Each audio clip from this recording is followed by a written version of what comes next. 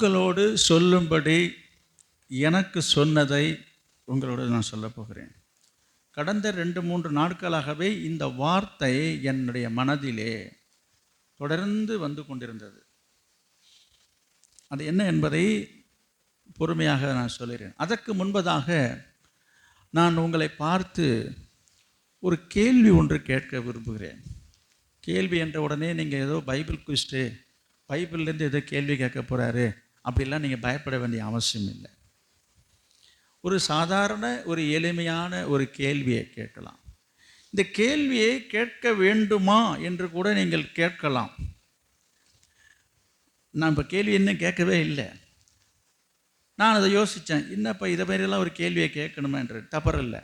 அதற்கும் ஆண்டவர் எனக்கு ஒரு சப்போர்ட்டிவாக எனக்கு ஒரு வார்த்தையை சொன்னார். அதனால தான் இப்போ நான் கேட்குறேன். என்ன கேட்குறேன்னு சொன்னால் கேளுங்க. நீங்கள் வாயை திறந்து பதில் சொல்லாவிட்டாலும் பரவாயில்ல, கையை உயர்த்தி கூட நீங்கள் சொல்லலாம். நான் உங்களை கேட்கிறேன், எத்தனை பேருக்கு ஆண்டவர் இயேசுவின் மீது ஒரு அன்பு இருக்கிறது? எத்தனை பேருக்கு ஆண்டவர் இயேசுவின் மீது உங்களுக்கு அன்பு இருக்கிறதா? அன்பு உண்டா? ஆண்டவரை நீங்கள் நேசிக்கிறீங்களா? ஆண்டவர் மீது உங்களுக்கு அன்பு இருக்கா? அப்படி இப்போ நான் கேட்குற இந்த கேள்வியை கேட்கும்போது நீங்கள் இப்படிலாம் யோசிக்க ஆரம்பிச்சிடக்கூடாது. என்ன கேள்வி கேட்குறீங்க எங்களை பார்த்து? நான் எத்தனை வருஷமாக இந்த சபைக்கு விசுவாசியாக வந்துக்கிட்டு இருக்கிறேன். நான் விசுவாசமாக இருந்துகிட்ருக்கிறேன். 22 வருஷமாக வந்துருக்கிறேன், 28 வருஷமாக வந்துக்கிட்டு இருக்கிறேன். எப்போ பார்த்து கேட்குற கேள்வி இது அப்படின்னு நீங்கள் இவன் மைண்ட் வாய்ஸ்னு சொல்லுவாங்க. அது போல் இப்போ உங்கள் மனசுக்குள்ளே அப்படிலாம் நீங்கள் நினைப்பீங்க இல்லையா? எல்லாத்துக்கும் நான் விளக்கம் சொல்கிறேன். இருந்தாலும் நான் கேட்ட கேள்விக்கு நீங்கள் ஒரு பதில் சொன்னால் எனக்கு நலமாக இருக்கும். நான் இந்த செய்தியை தொடர்வதற்கு அது எனக்கு என்ன ஒரு உத்வேகத்தை கொடுக்கும். நான் கேட்ட கேள்வி என்ன? எத்தனை பேருக்கு ஆண்டவர் மீது, அதாவது இயேசுவின் மீது விசுவாசம் அல்லது அன்பு, விசுவாசம் என்பதை விட இந்த வார்த்தை நல்லா இருக்கும். ஆண்டவர் மீது எத்தனை பேருக்கு அன்பு இருக்கிறது? அவர் மீது நீங்கள் அன்பு வைத்திருக்கீங்களா? ஆண்டவரை நீங்கள் நேசிக்கிறீங்களா? நான் கேட்டேன், வாயை திறந்து சொல்கிறதுக்கு வெக்கமாக இருக்கும், உங்களுக்கு கூச்சமாக இருக்கும் இல்லையா? அதனால் நீங்கள் வாயை திறந்து சொல்ல வேண்டாம். உங்களுக்கு அன்பு, பாசம், விசுவாசம் 3 கிட்டத்தட்ட ஒன்று தானே. ஆண்டவர் மீது உங்களுக்கு இருக்குது என்பதை வெளிப்படுத்தணுன்னா அதுக்கு அடையாளமாக உங்களுக்கு நான் கட்டாயப்படுத்தி கை தூக்க சொல்லலை. உங்களுக்கு அன்பு இருந்ததுன்னா கை தூக்குங்க. எனக்கு அப்படிலாம் இல்லைங்க, நீங்கள் ஒரு கேள்வியை கேட்டுட்டீங்களே என்று சொல்லி நீங்கள் முறுக்கிக்கிட்டு இருக்கிறீங்கனாக்கா நீங்கள் கையை கீழே போட்டுடலாம். நான் உங்களை கட்டாயப்படுத்தலை. கர்த்தர் பார்ப்பார். இப்போ நான் கர்த்தர் சொல்லி இந்த காரியத்தை நான் கேட்டுட்ருக்கிறேன். ஒருவேளை இது உங்களுக்கு சங்கடமாக இருக்கலாம். என்ன ஒரு கேள்வி கேட்டுட்ருக்காரு, இதுக்கெல்லாம் நம்ம பதில் சொல்லிட்டு உட்காந்துருமா? என் மனசில் இருக்கிறது கர்த்தருக்கு தெரியும். நான் இதை கை தூக்கினா தான் அவருக்கு தெரிய போதா என்ன? இப்படியும் சில பேர் நினைப்பீங்க. நான் சொல்கிறேன், அது நீங்களாச்சு, கர்த்தராச்சு. கர்த்தர் சொல்லி நான் செய்கிறேன், புரியுதா? அதற்கு உங்கள் பதில் என்ன? எத்தனை பேர் ஆண்டவர் மீது அன்பு வச்சுருக்கீங்க? இப்போ சொல்லுங்கள், கையை உயர்த்தி. விருப்பம் உள்ளவங்க, ஆசையாக இருக்கிறவங்க, அன்பாக இருக்கிறவங்க மட்டும் கை தூக்குங்க. நானும் பார்த்துக்கணும்ல. நான் ஒன்றும் செய்ய மாட்டேன், உங்களை நான் பார்க்குறேன், வேறு ஒன்றும் இல்லை. உங்களோட முகத்தையும் பார்ப்பேன், உங்கள் கைகளையும் பார்ப்பேன். சந்தோஷம். இந்த ஒரு ஆள் மட்டும் கையை போட்டுருங்க. இந்த பத்மாவதி வீராமணி நட்டதுக்கு பக்கத்தில் உட்காந்துருக்கிறது யார்? கை தூக்கலை. ஆண்டவர் மேலே அதுக்கு அன்பு இல்லைன்னு அர்த்தம். ஓ, 2 பத்மாவதி தானா? சரியா போச்சு, சுத்தம். கவனிங்க. சரி, இப்படி நான் கேட்டேன், பரவாயில்ல. நீங்கள் எல்லாருமே பதில் சொல்லி உங்கள் அன்பையும் உங்கள் விசுவாசத்தையும் வெளிப்படுத்தியிருக்கீங்க. அதற்காக ஆண்டவரை நான் ஸ்தோத்திரிக்கிறேன். நான் சொல்லாமலேயே நீங்கள் தெரிந்து கொள்கிற, புரிந்து கொள்ளக்கூடிய புத்திசாலிகள் நீங்கள் எல்லாம். எப்படின்னு கேட்குறீங்க? ஆமாம், இப்போ நான் சொல்கிறதுக்கு முந்தையே உங்களுக்கு ஞாபகம் வந்திருக்கும். இதே கேள்வியை இயேசு ஒருத்தரை பார்த்து கேட்டார். அழகாக சொல்கிறீங்க. என்ன கேட்டார் இயேசு? நல்லா இப்போ சொல்லுங்கள். நாங்கள் நீங்கள் நான் சீக்கிரமாக முடிக்கணும்னு ஆசைப்பட்றேன். நீங்கள் சொல்லிகிட்டே வந்தீங்கன்னா நான் சீக்கிரமாக முடிப்பேன். ஒவ்வொன்றுக்கும் வசனத்தை எடுத்து படிச்சுக்கிட்டே போனால் நேரம் ஆகுமா இல்லையா? சொல்லுங்கள். யோவான் எழுதின சுவிசேஷம் 21ஆம் அதிகாரத்தில் இருக்குது பாருங்கள். எதையும் நம்ம வசனத்தோடு தான் நம்ம எந்த காரியத்தையும் செய்யணும் இல்லையா? யோவான் 21ஆம் அதிகாரத்தில் அவர்கள் போஜனம் பண்ணின பின்பு 15 இருக்கு பாருங்க. 15 அவர்கள் போஜனம் பண்ணின பின்பு இயேசு சீமோன் பேதுருவை நோக்கி, யோனாவின் குமாரனாகிய சீமோனே, இவர்களிலும் அதிகமாய் நீ என்னிடத்தில் அன்பாயிருக்கிறாயா என்றார். போதும் கவனிங்க, அந்த வார்த்தையை நான் கொஞ்சம் எடிட் பண்ணி சொன்னா உங்களுக்கு நல்லா இருக்கு. எடிட்னா நான் எதுவும் திருத்தல்லாம் பண்ணல. அந்த வசனத்தை நீ உற்று நோக்கி பாருங்க. நீ என்னிடத்தில் அன்பா இருக்கிறாயா, இருக்கா இல்லையா? அந்த வார்த்தையை அப்படி படிச்சு பாருங்க. அப்ப இயேசு பேதுருவை பார்த்து என்ன கேள்வி கேட்கிறாரு?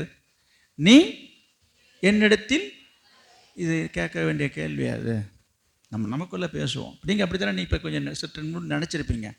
எங்கே நாங்கள்லாம் ரட்சிக்கப்பட்டு ஞானஸ்தானம் எடுத்து அபிஷேகம் பெற்று 22 வருஷமாக நாங்கள் சபைக்கு வந்துட்டுருக்கோம். இந்த மாதிரி கேள்வி கேட்டு இதை மேலே மனசு ரொம்ப துக்கப்படுத்துறீங்க, கஷ்டப்படுத்துறீங்க. நான் கேட்குறது என்னென்னா, இப்போ பேதுரை பார்த்து இயேசு கேட்டது தப்பா? 3.5 வருஷம் இயேசுநாதர் கூடவே இருந்தவர் அவர் பேதுரு. இயேசு கேட்கல, கேட்குறாரு, என்னிடத்தில் அன்பா இருக்கிறாயா? இங்கே பாருங்க, 16வது வசனத்துல இன்னும் பார்க்குறோம். நீ என்னிடத்தில் அன்பா இருக்கிறாயா? இங்க இருக்கு பாருங்க, சீமோனே நீ, 2ஆம் தரமும் கேட்கிறாரு, நீ என்னிடத்தில் அன்பா இருக்கிறாயா கேட்கிறாரா இல்லையா?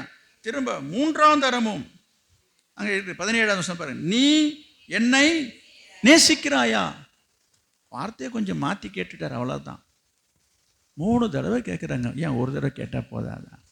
சரி, இப்போ அது அல்ல செய்தி. இப்போ நான் அதை போனோன்னா சொல்ல வேண்டியது போயிடும். அப்போ நீங்கள் எல்லாருமே ஆண்டவர் மீது அன்பு வச்சுருக்கீங்க, பாசம் வச்சுருக்கீங்க, விசுவாசம் வச்சுருக்கீங்க, நீங்கள் நேசிக்கிறதாக எல்லாருமே கையை உயர்த்தி சொல்லிட்டீங்க. நல்லது. நான் அடுத்த கேள்வி கேட்குறேன். நீங்கள் பதில் சொல்ல விருப்பப்பட்டால் சொல்லலாம், இல்லைன்னாலும் பரவாயில்ல. கேள்வியோடு தான் இன்றைக்கு இந்த செய்தி தொடங்குது. என்னென்னா, நீங்கள் இப்போ ஆண்டவர் மீது பாசம், அன்பு, விசுவாசம் வைத்திருக்கிறத பற்றி நான் சொல்ல வரல. யாராக இருந்தாலும் நீங்கள் உங்களை தான் சொல்கிறேன். உங்கள் குடும்பத்தில் உங்கள் மனைவி, உங்கள் பிள்ளை அல்லது உங்கள் புருஷன், உங்களோட உறவு, சொந்த பந்தம், அண்ணன், தம்பி, அக்கா, இந்த எல்லா உறவுகளையும் சேர்த்து நான் பேசுகிறேன். நீங்கள் யாரிடத்தில் அல்லது யாரிடத்திலாகிலும் அல்லது யார் மேலே அதிகமான அன்பை வைத்திருக்கிறேன் என்று நான் கேட்கல. இதெல்லாம் நீங்கள் சொல்ல முடியாது. இப்போ நான் பெரிய பையன், சின்ன பையன் மேலே அதெல்லாம் நாங்கள் கேட்கவும் இல்லை, இப்போ இது அவசியமும் இல்லை. நான் சொல்ல வருகிறது, யார் மேலே நீங்கள் அன்பு வைத்திருக்கிறீங்களோ, நீங்கள் யார் மேலே அன்பு வைத்திருந்தாலும் சரி, நீங்கள் என்ன செய்வீங்கன்னு நான் சொல்கிறேன். அதிகம் இல்லை, யார் மேலேயாவது ஒரு பாசம் வைத்திருக்கீங்க, ஒரு அன்பு வச்சுருக்கீங்கன்னு சொன்னால், நான் கேட்குறது உலக உறவை கொள்கிறேன். நான் இப்போ ஆண்டவரை சொல்ல வரல. இப்போ நான் கேட்க வருகிறது நம்ம குடும்ப உறவை பற்றி நான் பேசுகிறேன். உங்களோட சொந்த பந்த உறவுகளில் நீங்கள் பொதுவாகவே யார் மேலாகிலும் அதிக பாசம், அன்பு உங்களுக்கு இருக்கும் என்று சொன்னால் நீங்கள் என்ன செய்வீங்கன்னு நான் கேட்குறேன். அடுத்தது, அன்பு இருக்குது, பாசம் இருக்குது. அப்போ அதை எப்படி வெளிப்படுத்துவீங்க? அப்படி பாசமாக இருப்பதை அல்லது அன்பாக இருப்பதுக்கு அடையாளமாக நீங்கள் என்ன செய்வீங்கன்றதை நான் கேட்குறேன். ஏதாவது செய்வீங்களா, செய்ய மாட்டீங்களா? என்ன செய்வீங்க? இப்போ நீங்கள் பேசலாம். உங்களுக்கு நீங்கள் என்ன செய்வீங்கன்றதை நீங்கள் சொல்லலாம். யாருன்னு நான் கேட்கல, நீ யாருக்கு செய்வீங்கன்றதுக்கே நான் கேட்கல. நீங்கள் அதுக்கு பற்றி பயப்பட வேண்டிய அவசியம் இல்லை. அது சில மனைவிமார்கள் புருஷன் மேலே அன்பாக இருந்து செய்யலாம். சில புருஷன்மார்கள் அன்பு மனைவி மேலே அன்பாக இருக்கிறதுக்கு அடையாளமாக செய்யலாம். சில 2 பேரையும் சேர்த்து நான் பேசுகிறேன். சில தம்பதிகள், தாய்மார்கள் என்ன செய்யறது, தாய் தகப்பன் என்ன செய்யலாம், பிள்ளைகள் மீது அன்பு இருப்பதுக்கு அடையாளமாக பல காரியங்களை செய்யக்கூடும் இல்லையா? நான் எதையும் பிரித்து நான் கேட்கல. நீ பிள்ளைக்கு செய்வியா, அம்மாவுக்கு செய்வியா, அப்பாவுக்கு செய்கிறான்னு நான் கேட்கல. நான் பொதுவாக கேட்குற கேள்வி என்னவென்று சொன்னால், ஒருத்தவங்க மேலே ஒரு அன்பு இருக்குதுன்னு சொன்னால் உங்களுக்கு, அது யாராக இருக்கட்டுங்க, அது உங்கள் புருஷனோ, மனைவியோ, பிள்ளையோ, தாயோ, தகப்பனோ, யாரோ இருக்கட்டும், நீங்கள் என்ன செய்வீங்கன்னு நான் கேட்டேன். அன்பு வச்சுருக்கீங்க, பாசம் வச்சுருக்கீங்க, அவங்க மேலே அன்பாக இருக்கீங்க, என்ன செய்வீங்க? அந்த அன்புக்கு ஈடாக அல்லது அன்புக்கு அடையாளமாக அந்த அன்பை வெளிப்படுத்தும்படியாக என்ன செய்வீங்கன்னு நான் கேட்குறேன். இப்போ அல்லது என்னெல்லாம் செய்வோம், எதையெல்லாம் செய்வோம், இல்லை ஏதாவது செய்வோமா, செய்ய மாட்டோமா? எதையாவது ஒன்று சொல்லுங்க, பதிலிப்பேன். இப்போ சொல்லுங்க, செய்வோம். என்ன செய்வீங்கன்னு சொல்ல முடியுமா? நான் தெரிஞ்சுக்கலாமா? நீ எதை வேணாலும் சொல்லலாம், எதை வேணாலும் செய்யலாம். சும்மா தெரிஞ்சுக்க தான் கேட்குறேன். என்ன செய்வீங்க? அந்த அன்புக்கு அடையாளமாக என்னெல்லாம் செய்வோம் சொல்லுங்க.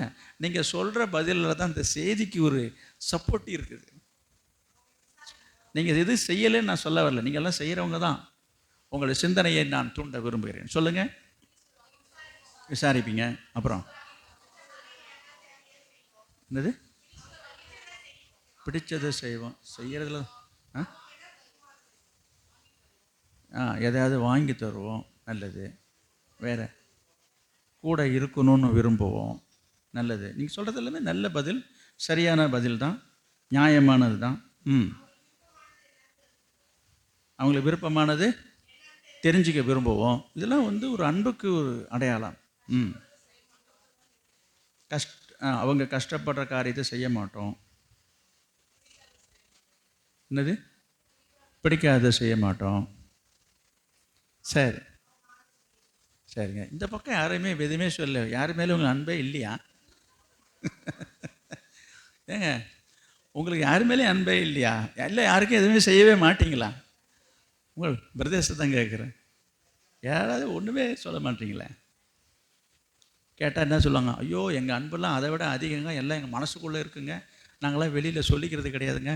இல்லை, நாங்கள் ஆண்டவர் சொல்லிருக்காருல்ல, என்னது, வலது கை செய்கிறது இடது கை தெரியக்கூடாதுன்னு, அந்த மாதிரி செய்கிற ஆட்கள் நாங்கள். இதெல்லாம் இப்போ 4 பேர் மத்தியில் எல்லாம் சொன்னால் என்னங்க ஆகும்? அதனால் நாங்கள் ரொம்ப அடக்கமாக இருக்கிறோன்றாங்க. சபாஷ், இருங்க, கர்த்தர் உங்களை ஆசீர்வதிப்பா.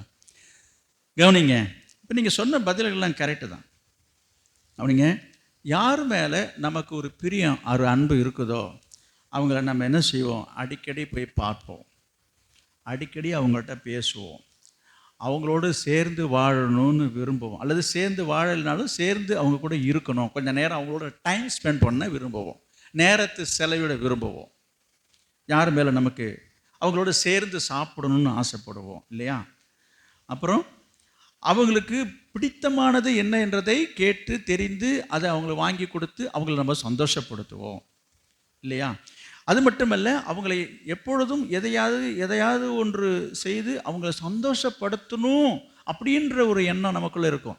எப்பெல்லாம் அவங்கள பார்க்குறோமோ, எப்பெல்லாம் நம்ம வீட்டுக்கு வராங்களோ, இல்லை அவங்க வீட்டுக்கு நம்ம எப்பெல்லாம் போகிறோமோ, அவங்கள சந்தோஷப்படுத்தணும் அப்படின்ற ஒரு ஆர்வம் நமக்குள்ளே இருக்கும்.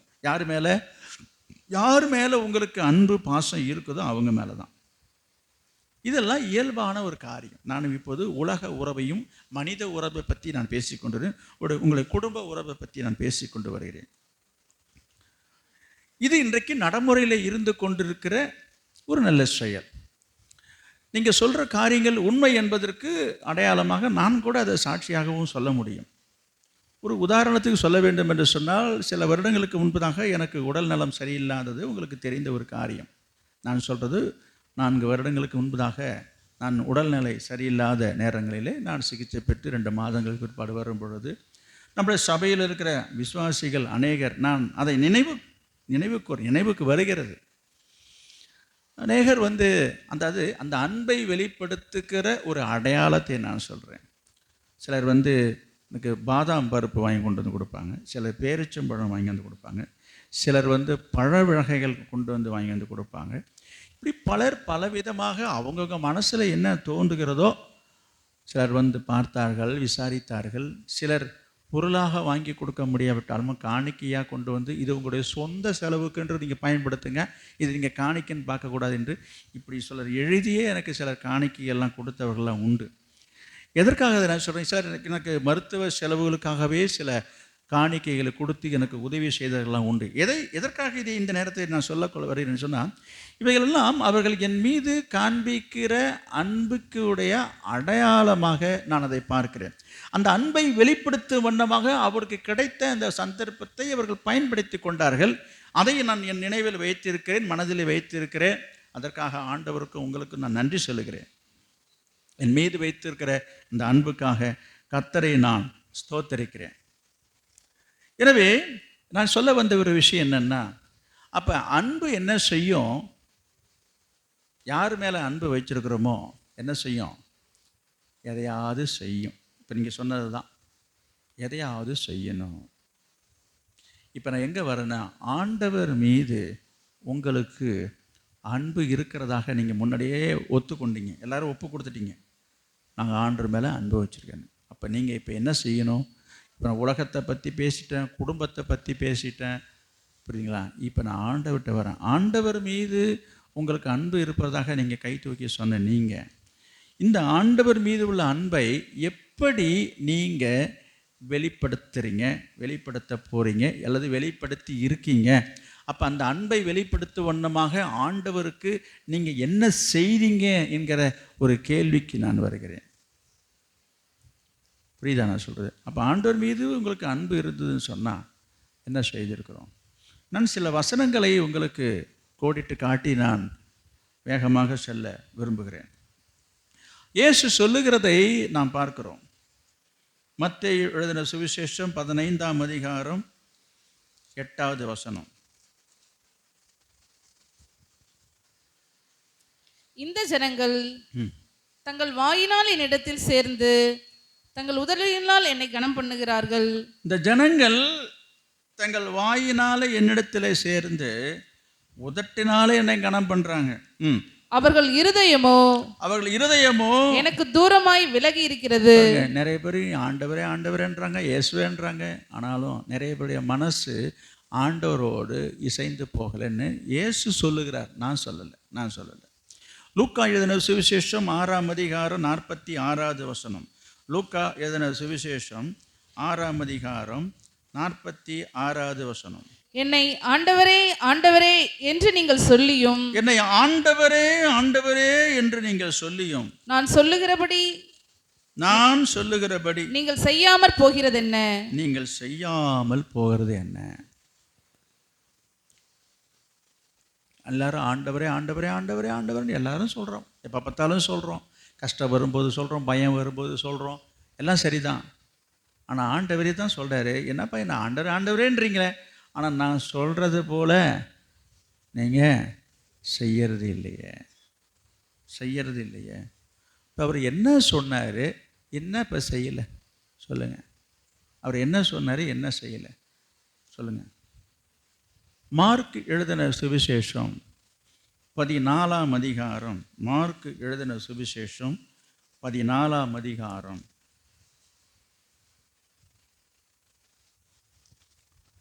8வது வசனம். இவள் தன்னால் இயன்றதை செய்தால் நான் அடக்கம் பண்ணப்படுவதற்கு எத்தனமாக. கவனிங்க, நம்ம வார்த்தையை மட்டும் நான் எடுத்துக்கிறேன். இயேசு அங்கே சொல்கிறதை பாருங்கள், இந்த வார்த்தையை பாருங்கள். இவள் தன்னால் இயன்றதை செய்தாள். ஆண்டவர் எனக்கு கொடுத்த வார்த்தை தான் உங்கள் சபைக்கு, இந்த சபைக்கு உங்களுக்கு சொல்லும்படியாக ஆவியானவர் இது என் உள்ளத்திலே உணர்த்திக்கிட்டே இருக்கிறார். இன்றைக்கு உங்களை பார்த்து ஆண்டவர் சொல்கிறாரு, உங்களால் இயன்றதை செய்யுங்க. அங்கே இயேசு என்ன சொல்கிறார்? இவள் தன்னால் இயன்றதை செய்தாள். நீங்கள் என்ன செய்தீங்க? நீங்கள் என்ன செய்தீங்கன்னு, என்ன செய்கிறீங்க, என்ன செய்ய போகிறீங்க? கர்த்தர் உங்கள்கிட்ட எதிர்பார்க்குறது என்ன? ஆண்டவர் மீது நான் உங்களுக்கு சொல்கிறேன், ஆண்டவர் மீது அன்பு வைத்திருப்பதாக நீங்கள் சொல்கிறீங்க. ஆண்டவர் மீது உங்களுக்கு அன்பு இருந்ததுன்னு சொன்னால் உங்களால் இயன்றதை நீங்கள் செய்வீங்க. புரியுதா நான் சொல்கிறது? அப்போ ஆண்டவருக்காக செய்யணும், ஆண்டவருக்கு செய்யணும், ஆண்டவருக்காக செய்யணும். என்ன செய்கிறது? இங்கே இயேசு சொல்கிறாரு, அவள் என்ன செய்தாலும் தன்னால் இயன்றதை செய்தான். இதுக்கு நான் இன்னும் ஒரு ஒப்புமையாக ஒரு வசனத்தை நான் சொல்லணும். லூக்கா எழுதின சுவிசேஷம் 7ஆம் அதிகாரம் 47வது வசனம்.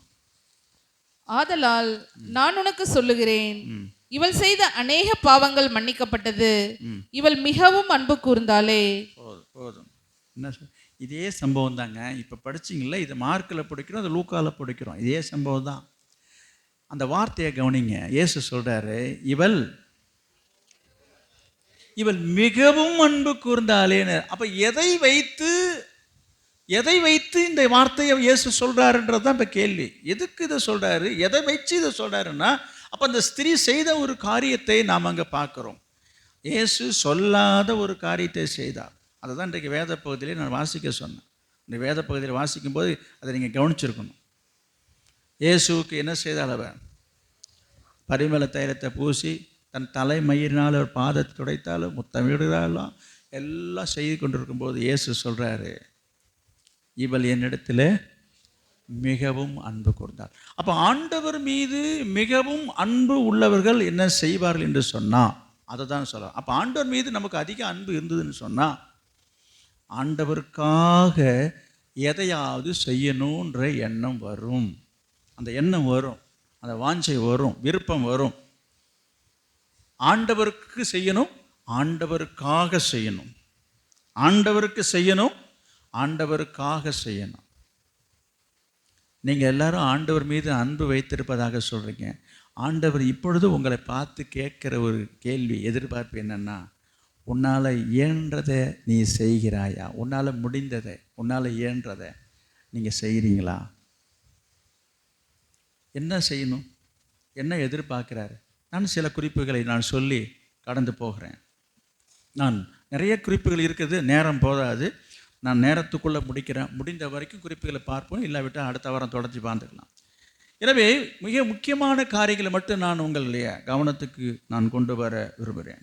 இங்கே நாம் பார்க்குறோம், இயன்றதை முடிந்ததை செய்யுங்கள் என்று ஆண்டவர் இன்றைக்கு இந்த நாளிலே உங்களை பார்த்து இந்த வசனத்தின் மூலமாக, வார்த்தையின் மூலமாக பேசி கொண்டிருக்கிறார். இதுவரைக்கும் என்ன செய்தீங்களோ அதெல்லாம் எனக்கு தெரியாது. கர்த்தர் உங்களோடு பேசுகிறார். ஆண்டவருக்கு உங்களால் முடிந்ததை செய்யுங்க, இயன்றதை செய்யுங்க.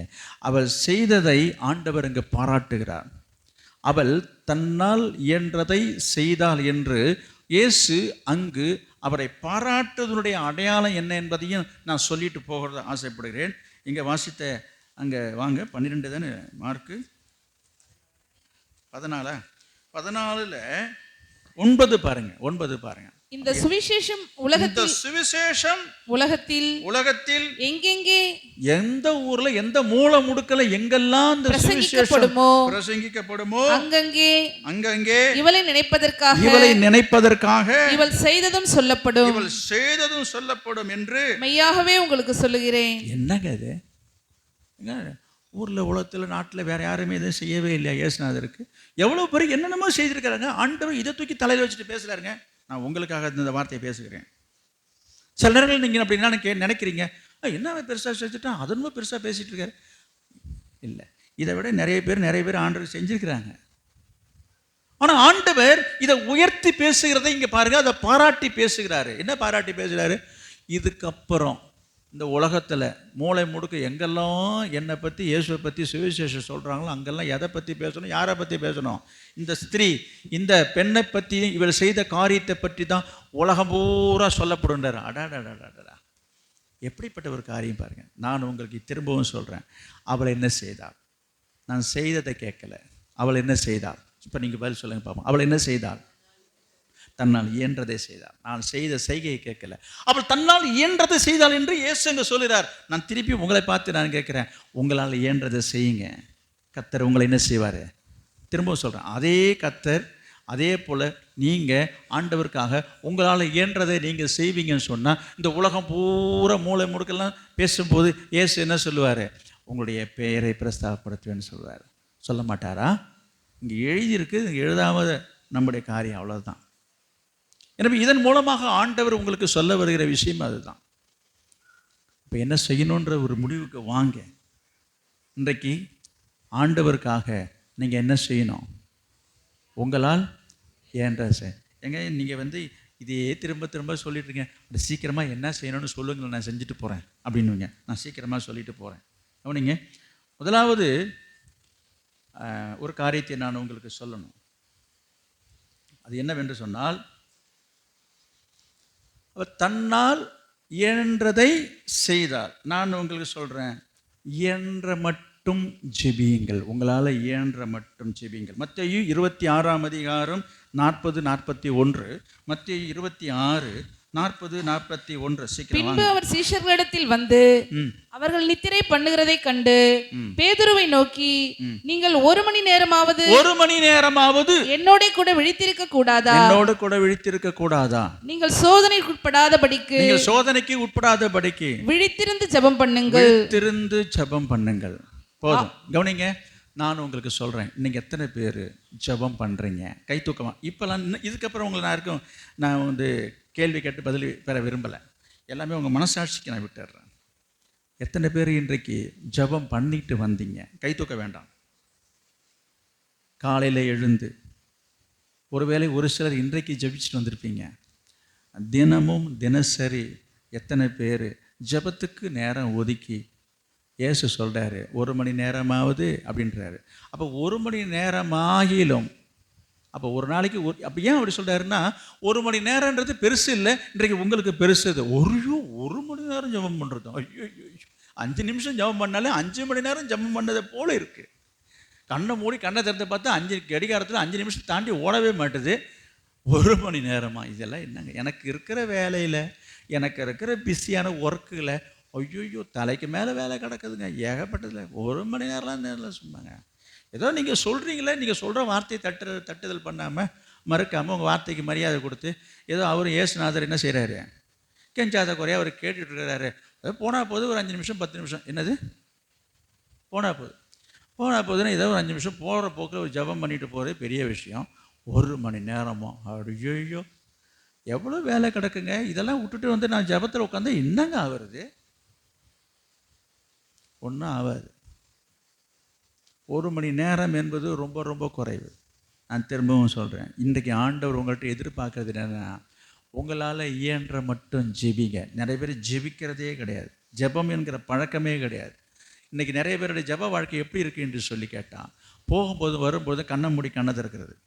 எங்கேயாவது வெளில கிளம்புறாங்கன்னா அப்படி கண்ணை மூடி அப்படி மூணு 2 வார்த்தை சொல்லிட்டு போயிட வேண்டியது. எங்கேயாவது வெளியில் எழுந்து போகிறாங்க அப்படின்னாக்கா அப்படி 2 சொல்லிட்டு போயிட வேண்டியது. ஏன்னா அவங்கள பொறுத்தவரைக்கும் அவங்கள ஜெபம் பண்ணுறதாக ஒரு திருப்தி. அது இது சரியா இல்லை.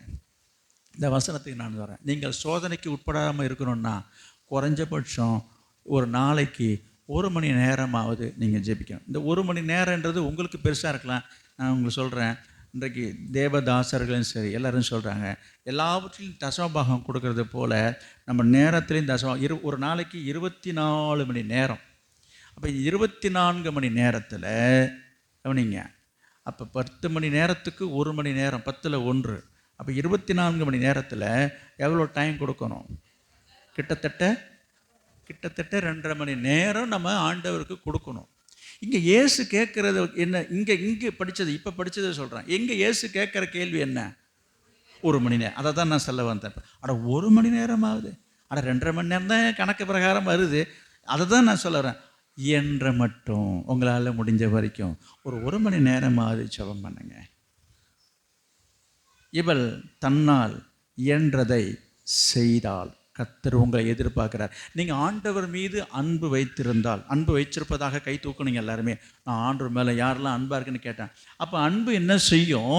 அவரோடு இருக்க விரும்பும், அவரோடு பேச விரும்பும், அவரோட நேரத்தை செலவிட விரும்பும் தானே அர்த்தம். நீங்கள் தானே சொன்னீங்க, யார் மேலே அதிக பாசம் அன்பு இருக்குதோ அதிகமாக அவங்க கூட தான் என்ன செய்வாங்க. நீங்கள் வேணால் பாருங்கள், ஊரில் சில பேர் யாரோட கூட்டிகிட்டு இருந்தாங்க, யாராவது ஒருத்தர் தேடி வரும்போது கேட்பாங்க, எங்க அந்த அண்ணாச்சி எங்கங்க அண்ணா எங்கே போயிருப்பான்னு தெரில, நீ எதுக்கும் போய் அந்த சின்னசாமியை கேளுன்னுவார். ஏங்க அவரை கேட்க? இல்லைங்க, எப்போவுமே 2 பேரும், எப்பொழுது பார்த்தாலும் 2 பேரும் தாங்க இருப்பாங்க, எங்கே போனாலும் அங்கே தாங்க. இவரை கேட்டால் தெரிஞ்சிருங்க அவங்க எதுக்கு சொல்ல வர, அந்த நெருக்கம், அந்த உறவு. இப்படிப்பட்ட உறவுகள்லாம் உலகத்தில் இருக்கிறதை நான் பார்க்குறோம். நான் சில நேரங்களில் சில வீட்டுக்கு விசிட்டிங் போவேன். சில வீட்டில் போகும்போது சில பேர் இருக்க மாட்டாங்க. பக்கத்து வீட்டுக்காரங்களை கேட்போம், யார் இது, கொஞ்சம் அமைதியாக இருக்க சொல்லுங்கள், கவனிங்க. அவங்கள போய் கேட்போம். அவங்க சொல்லுவாங்க, 4 வீடு தள்ளி அங்கே ஒரு வயசானவங்க இருப்பாங்க, அவங்கள போய் ஏங்க, இல்லைங்க எப்போவுமே அவங்க அந்த வீட்டில் தாங்க உட்காந்துருப்பாங்க, இவங்க வீடு இங்கே தான் இருக்குது, இதானே வீடு, இது தாங்க வீடு, ஆனால் அதிகமாக அங்கே தாங்க உட்காந்துருப்பாங்க. இது போல் நிறைய பேரை நம்ம பார்க்குறோம் உலகத்தில், கிராமத்தில். அப்போ இது எதை காட்டுகிறது? யார் மேலே நமக்கு ஈடுபாடு விருப்பம் இருக்குதோ அவங்க கூட தான் போய் இருக்கிறோம், அவங்க வீட்டில் போய் தங்கி இருக்கிறோம், அவங்களோட பேசுகிறோம், அவங்களோட நேரத்தை செலவு பண்ணுறோம். இதெல்லாம் உலக காரியத்தை நான் கொண்டு வருகிறேன். அப்போ ஆண்டவர் மீது உங்களுக்கு அன்பு இருக்குது என்று சொன்னால் அப்போ என்ன செய்யணும் நமக்கு? அப்போ அவருக்கு நேரத்தை ஒதுக்கணும், அவரோட நேரத்தை செலவிடணும், அவரோட நம்ம ஜெபிக்கணும், அவருடைய வார்த்தையை நம்ம கேட்கணும். வேதத்தை எத்தனை பேர் வாசிக்கிறீங்க? இன்றைக்கு வேதம் வாசிக்கிற ஆட்கள்லாம் இருக்கிறாங்க. தினமும் தினசரி தவறாமல் வேதம் வாசிக்கிறவங்களாம் நம்ம சபையில் இருக்கிறாங்க. அப்படி சொல்லிட்டு நான் ஒன்று சொல்லும்போது நீங்கள் சிரிக்கக்கூடாது. எல்லார் வீட்லேயும் நம்மளோட சபை காலண்டர் இருக்குது, நம்ம சபை காலண்டர். ஒவ்வொரு தேதிக்கும் ஒவ்வொரு நாளுக்கும் தேதி வாசியாக அதில் காலண்டரில் வசனம் இருக்குது. அப்படியே எழுந்து போய் நிற்க வேண்டியது. இன்றைக்கி தேதி என்ன? 4. இந்த காலண்டரில் இல்லை, மற்ற காலண்டரில் இருக்குது 4. இப்படி பார்க்க வேண்டியது. அப்பா படித்தாச்சு. கர்த்தர் எனக்காக யாவையும் செய்து முடிப்பார். வசனம் சொல்கிறேன், நான் சொல்லலை. இவங்களுக்கு ஒரு திருப்தி, நல்ல வசனமாக இன்றைக்கி வந்திருக்குது. அதனால் என்னாச்சு, இன்றைக்கி கர்த்தர் எனக்காக யாவையும் செய்து முடிச்சிடாரு. நான் சொல்கிறேன், செய்யட்டுங்க, நல்லா இருங்க, நான் வேணான்னு சொல்லலை. கர்த்தர் சொல்கிறாரு, என்னது, இவள் தன்னால் இயன்றதை செய்தாள். நான் உங்களுக்கு சொல்கிறேன், உங்களால் முடிஞ்ச வரைக்கும் பைபிள் படிங்க. ஒரு தடவை கூட, ஒரு முறை கூட முழு வேதாகமத்தை படித்தவங்க ரொம்ப சொற்பம். படித்தவங்க ரொம்ப குறைவு நம்ம சபையில். ஆனால் முழு வேதாகமத்தையும் ஒரு தடவை 2 தடவை இல்லைங்க, பல தடவை படித்த விசுவாசிகள் நம்ம இடத்துல இருக்கிறாங்க. என்னுடைய வருத்தம் என்னன்னா, ஒரு தடவை கூட இன்னும் படிக்கவே இல்லைங்க. ஒரு தடவை கூட இன்னும் படிக்கலை. ஆதி ஆகமத்துலேருந்து வெளிப்பத்த வருஷத்தில் இத்தனை வருஷமாக அந்த சபைக்கு வந்துகிட்டு இருக்கிய, படிச்சியான்னு கேட்டு பாருங்களேன், மௌனமாக தான் இருப்பாங்க. என்னங்க தான் படிக்கிறீங்க, எப்போ பார்த்தாலும் இந்த சங்கீதம் நீதிமொழிகள் அதை விட்டால் புதியா இருப்பார். அதை தாண்டி போகவே மாட்டாங்க. அதை தாண்டி ஏதாச்சும் வசனம் எடுத்து படிக்கிறோன்னாக்கா போய் அகராதி தேடுவாங்க. எஸ்தர் எங்கே இருக்குது, எஸ்ஸரா எங்கே இருக்குது, நெகேமியா எங்கே இருக்குது தெரியாது. ஏன்னா அந்த படிச்சிருந்த பழக்கம் இருந்தால் தான் இந்த புத்தகத்துக்கு பின்னாடி இது வரும்ன்றது என் மைண்டுக்கு வரும். நானும் பல தடவை சொல்கிறேன், ஒரு வருஷத்துக்கு ஒரு தடையாவது படிங்கன்றேன். ஒரு தீர்மானம் எடுத்துக்கொள்ளுங்க, கொஞ்சம் கொஞ்சமாவது படிங்க. அதை படித்து முடிக்கணுன்ற எண்ணமே சில பேருக்கு இல்லை. நான் இப்போ சொல்கிறேன், அவள் தன்னால் இயன்றதை செய்தாள். கர்த்தர் உங்களை பார்த்து இந்த நேரத்தில் கேட்குறாரு, உங்களால் இயன்ற மட்டும் பைபிள் படிங்க. பைபிளே துறக்கிறதே கிடையாது, படிக்கிறதே கிடையாதுங்க. ஒரு சிலர் பேர் தினமும் எழுந்தால் பைபிள் படித்து ஜெபம் பண்ணுறது ஒரு ஒழுங்கில் இருக்கீங்க. கர்த்தர் உங்களை ஆசீர்வதிப்பார். ஒரு சிலருக்கு அந்த பழக்கமே இல்லை. நான் என்ன சொல்ல வருகிறேன், ஆண்டவர் மீது உங்களுக்கு அன்பு இருக்குதா? அன்பு இருக்கதா கை சொல்லி, ஆண்டவர் நான் நேசிக்கிறேங்க, ஆண்டவர் மேலே. அப்போ அன்பாக இருக்கீங்கன்னு சொன்னால் ஆண்டவர் என்ன சொல்கிறார், என்னை ஆண்டவரே ஆண்டவரே என்று நீங்கள் சொல்கிறீங்களே, நான் சொல்லுகிறபடி நான் சொல்கிறத நீங்கள் செய்ய மாட்டீங்களே. லூக்கா எழுதின சுவிசேஷம் 6ஆம் அதிகாரம் 47வது வசனத்தை பாருங்க. என்னிடத்தில் வந்து என் வார்த்தைகளை கேட்டு அவைகளின்படி செய்கிறவன் யாருக்கு ஒப்பாயிருக்கிறான் என்று உங்களுக்கு நான் சொல்லுகிறேன். யாருக்கு ஒப்பாயிருக்கிறான்? கற்பாறையின் மீது அஸ்திபாரம் போடப்பட்டு கட்டப்பட்டிருக்கிற வீட்டுக்கு ஒப்பாயிருக்கிறான். ஆண்டவரிடத்தில் வந்து அவர் சொல்கிற வசனத்தை படித்து கேட்டு அதன்படி நம்ம செய்யணும். அப்படி செய்கிறவனுடைய வாழ்க்கை தான், குடும்பம் தான் நிலைச்சிருக்கும் என்று இயேசு சொல்லுகிறார். எனவே நான் உங்களுக்கு சொல்கிறேன், உங்களால் இயன்ற மட்டும் ஜெபிங்க, உங்களால் இயன்ற மட்டும் வேதம் வாசிங்க. ஏன் என்று சொன்னால் அது தேவனுக்கு பிரியமாக இருக்கிறது. 1 தீமோத்தேயு 2ஆம் அதிகாரத்தில் 1லிருந்து 4 வரை உள்ள வசனத்தை வாசித்து பார்த்தீங்க என்று சொன்னால், நான் பிரதானமாக சொல்லுகிற புத்தி என்னவெனில், 1 தீமோத்தேயு 2ஆம் அதிகாரம் 1லிருந்து 4 வரை உள்ள வசனங்கள் இருக்கு பாருங்க. நான் பிரதானமாய் சொல்லுகிற புத்தி என்னவெனில் எல்லா மனுஷருக்காகவும் நல்ல கவனி, விண்ணப்பங்களையும் ஜெபங்களையும் வேண்டுதல்களையும் ஸ்தோத்திரங்களையும் பண்ண வேண்டும். நாம் எல்லா பக்தியோடும் நல்ல ஒழுக்கத்தோடும் கலகமில்லாமல் அமைதலுள்ள ஜீவனம் பண்ணும்படிக்கு ராஜாக்களுக்காகவும் அதிகாரமுள்ள யாவருக்காகவும் அப்படியே செய்ய வேண்டும். நம்முடைய இரட்சகராகிய தேவனுக்கு முன்பாக அது நன்மையும் பிரியமாய் இருக்கிறது. இது ஆண்டவருக்கு பிரியமாக இருக்கிறது. எது ஆண்டவருக்கு பிரியமாக இருக்குது? அப்போ உங்களுடைய ஜெபங்களில் நீங்கள் எல்லாருக்காகவும் ஜெபிக்கிறோம். தேசத்துக்காக ஜெபிக்கிறோம், தேசத்தில் உள்ள அரசியல் கட்சி தலைவர்களுக்காக ஜெபிக்கணும், ரட்சிக்கப்படாத ஊரில் உள்ளவங்களுக்காக ஜெபிக்கணும், எல்லாருக்காகவும் ஜெபிக்கணும். எத்தனை பேர் இப்படி ஜெபிக்கிறீங்க? நிறைய பேர் ஜெபிக்கிறவங்க இருக்கீங்க. ஃபோனில் ஜெபம் பண்ணுறீங்க, சேர்ந்து ஜெபம் பண்ணுறீங்க, தனியாக ஜெபம் பண்ணுறீங்க. இப்படிலாம் ஒரு பக்கம் இருக்கவே இன்றைக்கு நிறைய பேர் தனி ஜெபம் கிடையாது, அந்த தனி ஜெபத்தில் இப்படிலாம் ஜெபிக்கிறது கிடையாது. ஏதோ அவங்க வீட்டு காரியத்துக்கு சொந்த காரியத்தை 2 வார்த்தை சொல்லி ஜெபம் பண்ணிட்டு போயிட்டே இருக்கிறாங்க. இது சரியா? நீங்கள் கர்த்தருடைய ஆசீர்வாதத்தை பெற்றுக்கொள்ள வேண்டும் என்று சொல்லுங்கள். கர்த்தர் உங்களிடத்தில் விரும்பி எதிர்பார்க்குற ஒரு காரியம் என்னது? உன்னால் இயன்றதை செய்யுங்க. அப்போ என்ன சொல்ல வரேன்? உங்களால் முடிஞ்ச வரைக்கும் ஜெபம் பண்ணுங்க, முடிஞ்ச வரைக்கும் பைபிள் படிங்க, முடிஞ்ச வரைக்கும் இப்போ சொல்லப்பட்டிருந்த காரியத்தின்படி மனசில் வச்சு ஜெபிக்க தீர்மானித்து செயல்படுங்கள் என்று கர்த்தர் சொல்லுகிறார். அடுத்ததாக நாம் பார்க்கலாம், ஆண்டவர் எதிர்பார்க்கிற ஒரு காரியம் என்ன செய்யணும்? நம்மால் முடிந்த வரைக்கும் என்ன செய்யணும்னு பார்த்தோம்? சொல்லுங்க. முடிந்த வரைக்கும் ஜெபம் பண்ணணும், முடிஞ்ச வரைக்கும் வேதம் வாசிக்கணும். அடுத்தது என்ன எதிர்பார்க்கிறாரு? நிறைய இருக்குது. முடிஞ்ச வரைக்கும் நான் சொல்கிறேன் என்ன செய்யணும் என்றதை சொல்லி பார்க்கலாம். மார்க்கு எழுதின சுவிசேஷம் 7ஆம் அதிகாரம் 10-13.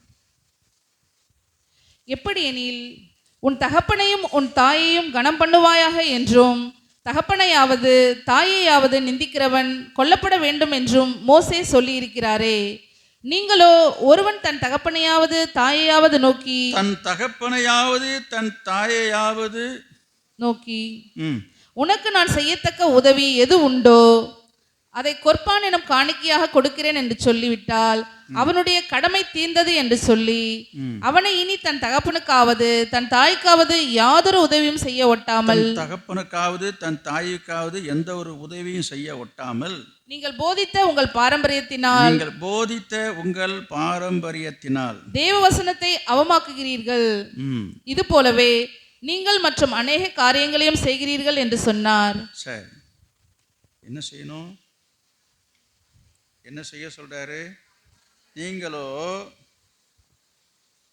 ஒருவன் தன் தகப்பனையாவது தாயாவது நோக்கி உனக்கு நான் செய்யத்தக்க உதவி உண்டோ? அவள் தன்னால் இயன்றதை செய்தாள். இங்கே வரேன். இன்றைக்கு ரட்சிக்கப்பட்டிருக்க அநேக விசுவாசிகளுடைய குடும்பங்களிலே வயதான பெற்றோர்கள் இருக்கிறாங்க, தாய் தகப்பன்மார்கள். கர்த்தர் சொல்கிற விஷயம் என்னன்னா, இன்றைக்கி சிலர், உங்களை நான் சொல்லலை, வெளியில் நடக்கிறத சொல்கிறேன், பெற்றோர்களை கவனிக்கிறதில்லை, விசாரிக்கிறதில்லை, உதவி செய்யறதில்லை. ரொம்ப மிஞ்சி போச்சுன்னா இந்த மாதத்துக்கு ஏதாவது ஒரு 100-200 குழந்தைகள் கொடுத்து இந்த பார்த்துக்க நல்லா இருக்கியா, முடிஞ்சிச்சு, அதோடு முடிஞ்சிச்சா இவங்க கடமை. இந்த வசனத்தின்படி நான் பேசுகிறேன். இருக்கு பாருங்க, என்னது? காணிக்கையாக கொடுக்கிறேன் என்று சொல்லிவிட்டாலே கடமை தீர்ந்துச்சு, அதோட என் கடமை முடிஞ்சு போச்சுங்க. இவங்களெல்லாம் உட்காந்துட்டு நம்ம தலையில் தூக்கி வச்சுட்டு ஆடிட்டு தாங்கிட்டு நம்மளால் இருக்க முடியாது. இதெல்லாம் இந்த வயசானதெல்லாம் நமக்கு பெரிய பாரமாக இருக்குதுங்க. ஒரு சிலர் நினைக்கிறதே நான் பேசுகிறேன், உங்களை நான் சொல்ல வரல. வசனத்தை பாருங்க, என்ன சொல்லப்பட்டிருக்குது? இப்படி செய்துவிட்டு தன் தகப்பனுக்காவது தாய்க்காவது எந்த ஒரு உதவியும் செய்யாமல் சும்மா ஏதாவது காசை தூக்கி கிடாச்சிட்டு போயிட வேண்டியது. செஞ்சாச்சு, முடிச்சாச்சு, என்னது என்று போதிக்கிறாங்களாம். போதிச்சுட்டு என்ன பண்ணுறாங்க? அப்படி நடந்துக்கிட்டு இருக்கிறாங்க, அப்படி செய்கிறாங்க. அப்படி செய்யாமல் என்ன செய்யணும்? இந்த வசனத்தை நீங்கள் அவமாக்குறீங்க என்று சொல்கிறார். அப்போ என்ன செய்யணும்னு ஆண்டவர் சொல்கிறாரு, என்ன செய்யக்கூடாது என்று சொல்கிறாரு. நான் உங்களுக்கு சொல்கிறேன், உங்களால் இயன்றதை உங்கள் தாய் தகப்பன்மாருக்கு செய்யுங்க. என்னால் முடியலைங்க, உங்களால் முடிந்ததை செய்யுங்க. நான் அந்த வசனத்துக்கு வர கீவேர்டு என்ன இன்றைக்கு? தன்னால் இயன்றதை செய்தால். நான் திரும்பவும் அதான், என்னால் முடியலைங்க, என்னால் முடியாதுங்க, இப்படிலாம் சொல்கிறோம் இல்லையா? இப்படி தான் நிறைய பேர் சொல்லிகிட்டு இருக்கிறாங்க காரணத்தை. அதை தான் கர்த்தர் சொல்கிறாரு, உன்னால் முடிந்ததை செய்ய. அதை செய்யாமல் கடமையை கழிச்சிட்டு போகிறது, பாரத்தை பழியை கழிக்கிற மாதிரி செய்ய வேண்டியது செய்யாமல் இதெல்லாம் செய்துட்டு என் கடமை முடிஞ்சது என்று சொல்லாதே என்று சொல்கிறார். அப்போ கர்த்தர் நமக்கு சொல்ல வருகிற சத்தியம் என்ன என்று சொன்னால், தாய் தகப்பன்மாருக்கு செய்ய வேண்டியதை செய்யணும். என்ன செய்ய சொல்கிறாரு? உன்னால் முடிந்ததை செய்ய, இயன்றதை செய்ய. எவ்வளோ நாளும் செய்து உன்னால் முடிஞ்ச வரைக்கும் செய்ய. புரியுதா? இவள் தன்னால் இயன்றதை செய்தாள். உங்களால் முடிஞ்சதே செய்யுங்க. நீங்கள் ஒன்றும் பெரிய கறி பிரியாணின்லாம் இல்லை. உனக்கு என்ன ஒரு கஞ்சி இருந்தாலும் பரவாயில்ல, கொண்டுட்டு போய் இதான் எங்கள் வீட்டில் இருக்குன்னு சொல்லி கொடுத்து அன்பாக கொடுத்தீங்கன்னா முடிஞ்சு கதை. உனக்கெல்லாம் யாருங்க பார்த்துட்டு இருக்க முடியும்? உன் ஜோலியை நீ பார்த்துக்க. ரொம்ப வேதனையாக இருக்குது, வருத்தமாக இருக்குது. ஒரு சில குடும்பங்களில் ஒரு சில பெற்றோர்களை ஒரு சில குடும்பத்தில் உள்ளவர்கள் புறக்கணிக்கிறதை நினைக்கும் பொழுது, நான் எல்லாரையும் சொல்ல வரல, இங்கே நிறைய பேர் நல்லவர்கள் இருக்கீங்க. இப்போ தாய் தகப்பன்மார்களை கனம் பண்ணுறவங்க, நேசிக்கிறவங்க, அவங்கள உபசரிக்கிறவங்கெல்லாம் நல்ல நல்ல விசுவாசிகளை கர்த்தர் வச்சிருக்கிறாரு. நான் அவங்கள சொல்லலை. 100ல் 1 10ல் 1ன்ற மாதிரி அங்கங்கே சிலர் இருக்கிறாங்க. அப்படி இருக்கக்கூடாது. அப்படி இருக்கிறவர்களே சிலர் கேள்வி கேட்குறாங்க, யோசிக்கிறாங்க, ரொம்ப பாரமாக இருக்குது, ரொம்ப கஷ்டமாக இருக்குன்னு. அதுக்குத்தான் சொல்ல வந்தேன், உன்னால் முடிஞ்ச வரைக்கும் செய்ய. முடியலன்னு மட்டும் சொல்லாத, முடியலன்னு செய்யறதையும் விட்டுடக்கூடாது. அவள் தன்னால் இயன்றதை செய்தாள். அப்போ கர்த்தர் இங்கே சொல்கிற வார்த்தையை பார்க்குறோம். தாய் தகப்பனுக்கு இந்த மாதிரிலாம் தப்பான உபதேசம் சொல்லாதீங்க. அவங்க ஏதாவது செலவுக்கு 5-10 கொடுத்துட்டு விட்டுடுப்பா, இவங்களெல்லாம் வச்சுக்கிட்டு நம்மலாம் இந்த குடும்பம் நடத்தினா சரி வராது என்று சொல்லி கொடுக்குற உலகம் இன்றைக்கு. நிறைய குடும்பத்தில் பல அக்கம் பக்கத்தில் உள்ளவங்க குடும்பத்தை பிரிக்கிறார்கள். குடும்ப உறவுகளை பிரித்து என்ன செய்கிறாங்க, இது போல் ஒழுங்காக கவனிக்கிற குடும்பத்தையும் நீங்கள் கழிச்சு விட்டுறாங்க. நீ எதுக்கு நீ சோறு போட்டுட்டு உட்காருக்க அந்த வயசானது கேள்விக்கு? அது உன்னை பற்றி என்னெல்லாம் பேசுது தெரியுமா? இங்கே பாருங்க, ஒன்றும் பேசியிருக்காதுங்க. இந்த மாதிரி ஏற்றி விட்றது ஒழுங்காக நடந்துருக்க வீட்டில் இந்த மாதிரி உழவு வச்சுட்டு போக வேண்டியது. உன்னை பற்றி என்னெல்லாம் சொன்னால் தெரியுமா? மறுவை என்ன சொன்னால் ஒன்றும் சொல்லிருக்காது. ஏன் இப்படி நடக்குது என்கிற ஒரு கெட்ட எண்ணத்தோடு இன்றைக்கி எத்தனையோ குடும்பங்களை பிரிச்சிடுறாங்க. நான் சொல்கிறேன், உங்களுக்கு நான் சொல்கிறேன், யார் பேச்சையும் கேட்காதீங்க. யார் பேச்சை நம்ம கேட்கணும் அதை சொல்லுங்கள். இப்போ அவர் பேச்சதை நம்ம கேட்கணும். அவர் என்னை ஆண்டவரே ஆண்டவரே என்று நான் சொல்லியும், மீதி என்ன வசனம் சொல்லுங்க, நான் சொல்லுகிறபடி நீங்கள் செய்யாமல் போகிறதுன்னு. அப்போ ஆண்டவர் என்ன சொல்கிறாரு? இப்போ நான் படித்து காமிச்சேன். இயேசு தான் அதையும் சொல்கிறாரு. தாய் தகப்பனுக்கு செய்ய வேண்டியதை செய்யாமல் கொடுத்துட்டா போதுன்னு சொல்லி ஒரு புதுசாக ஒரு உபதேசம் சொல்லிட்டு உட்காந்துருக்கிறையா, என்னையா நினச்சிட்டு இருக்கீங்கன்னு சொல்லி எங்கள் கடிந்து கொள்றதை நாம் இங்கே வாசிக்கிறோம். இன்றைக்கு இந்த போல் நூதனமான காரியங்கள் கிளம்பி கொண்டிருக்கிறது. அதைத்தான் நான் சொல்ல வரேன். ஆண்டவர் சொல்கிறத செய்யுங்க, ஆண்டவருக்காக செய்யுங்க. ஆண்டவர் மீது நம்ம அன்பு வைத்திருக்கிறோம் என்று சொல்கிற நாம கர்த்தரை நம்ம என்ன செய்யணும்? புரியப்படுத்த வேண்டும். அடுத்ததாக நான் ஒரு காரியத்தை சொல்லி நான் சீக்கிரமாக முடிக்கணுமே, பார்க்கலாம். 3வதாக ஒரு காரியத்தை பார்ப்போம். என்ன செய்ய வேண்டும் என்று சொல்லி ஆண்டவர் விரும்புகிறார், எதிர்பார்க்கிறார் என்று சொல்லி பார்த்தா,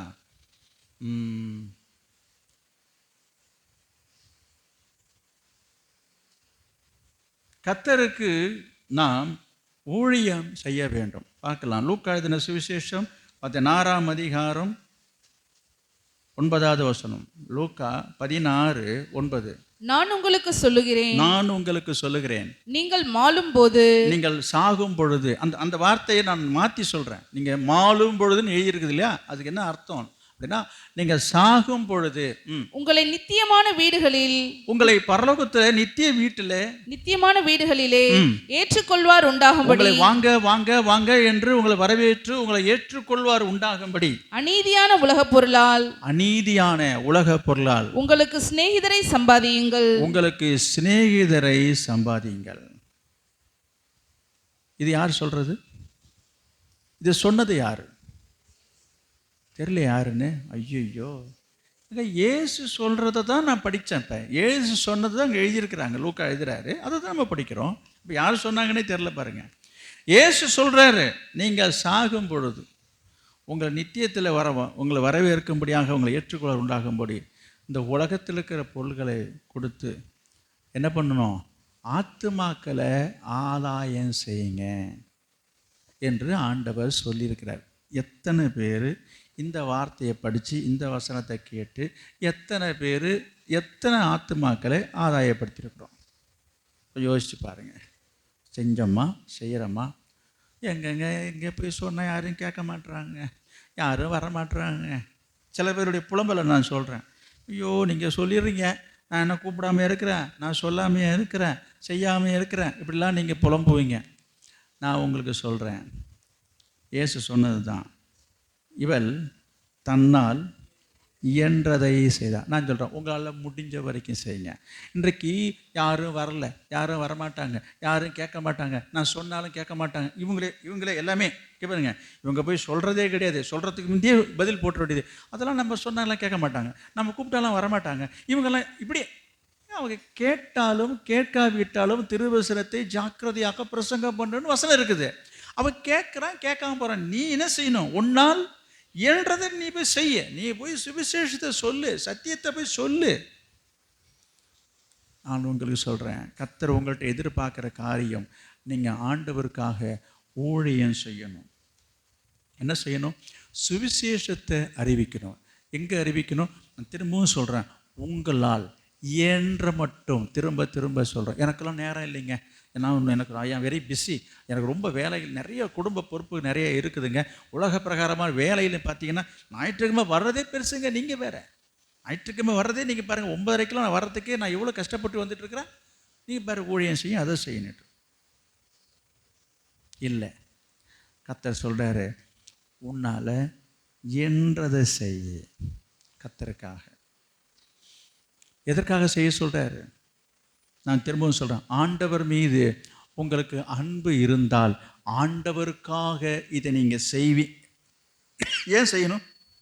ஏன் செய்யணும்னு சொல்லுங்கள். ஏன் செய்யணும்னு சொல்லுங்கள்.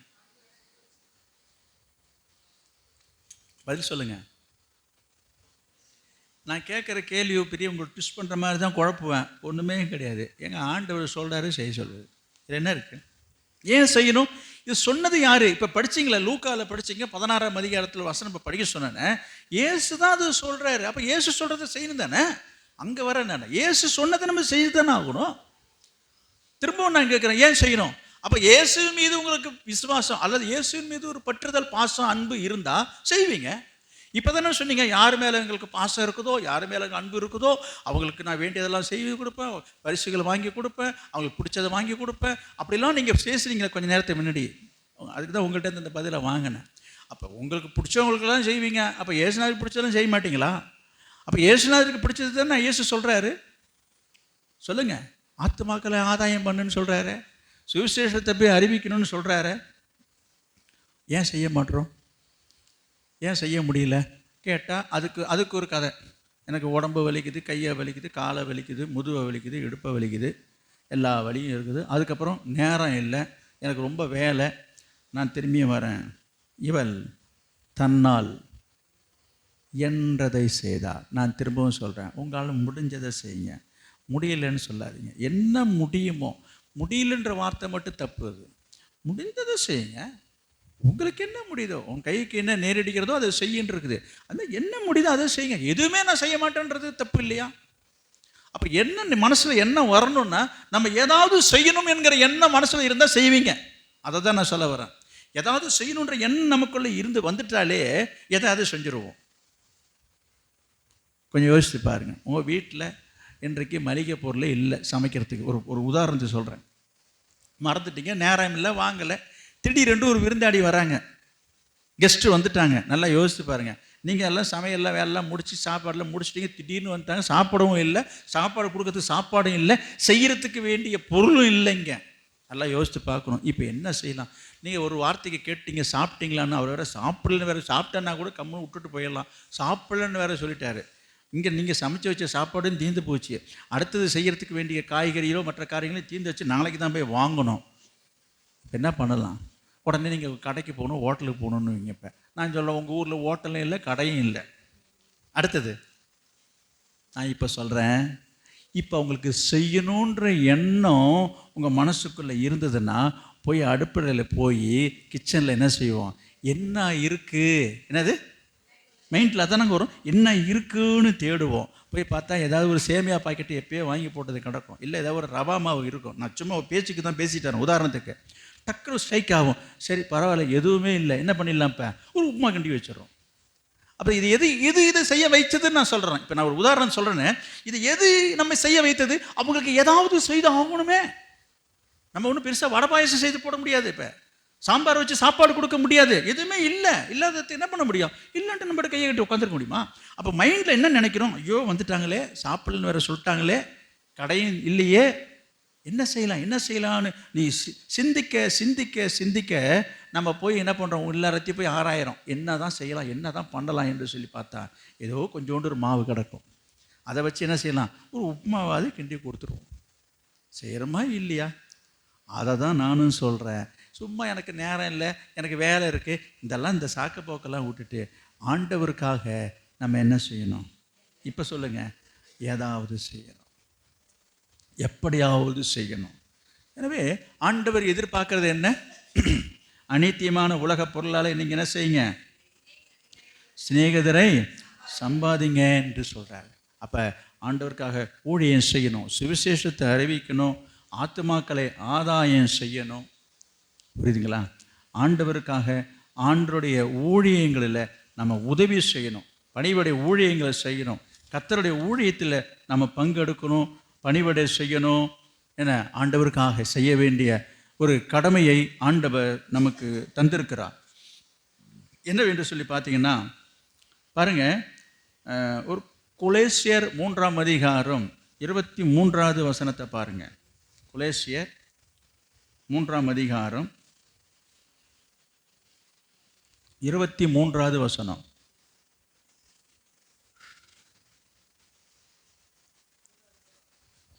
நீங்கள் கர்த்தராகிய கிறிஸ்துவை சேவிக்கிறதினாலே, நீங்கள் கர்த்தராகிய இயேசுவின் மீது ரொம்ப பாசம், அன்பு, விசுவாசம் வைத்து அவரை சேவிக்கிறதுனாலே சுதந்திரமாகிய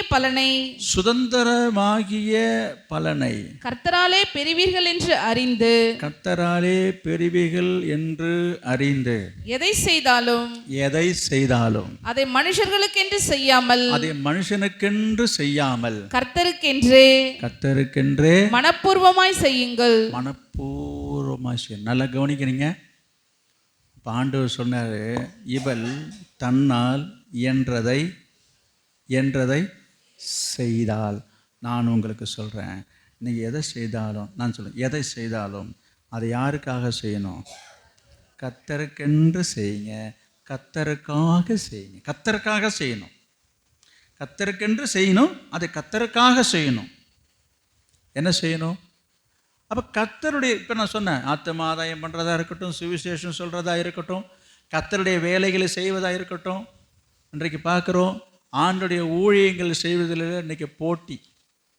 நான் செய்யலாம், நீ செய்வேன், ஏன் நானே தான் செய்யணுமா?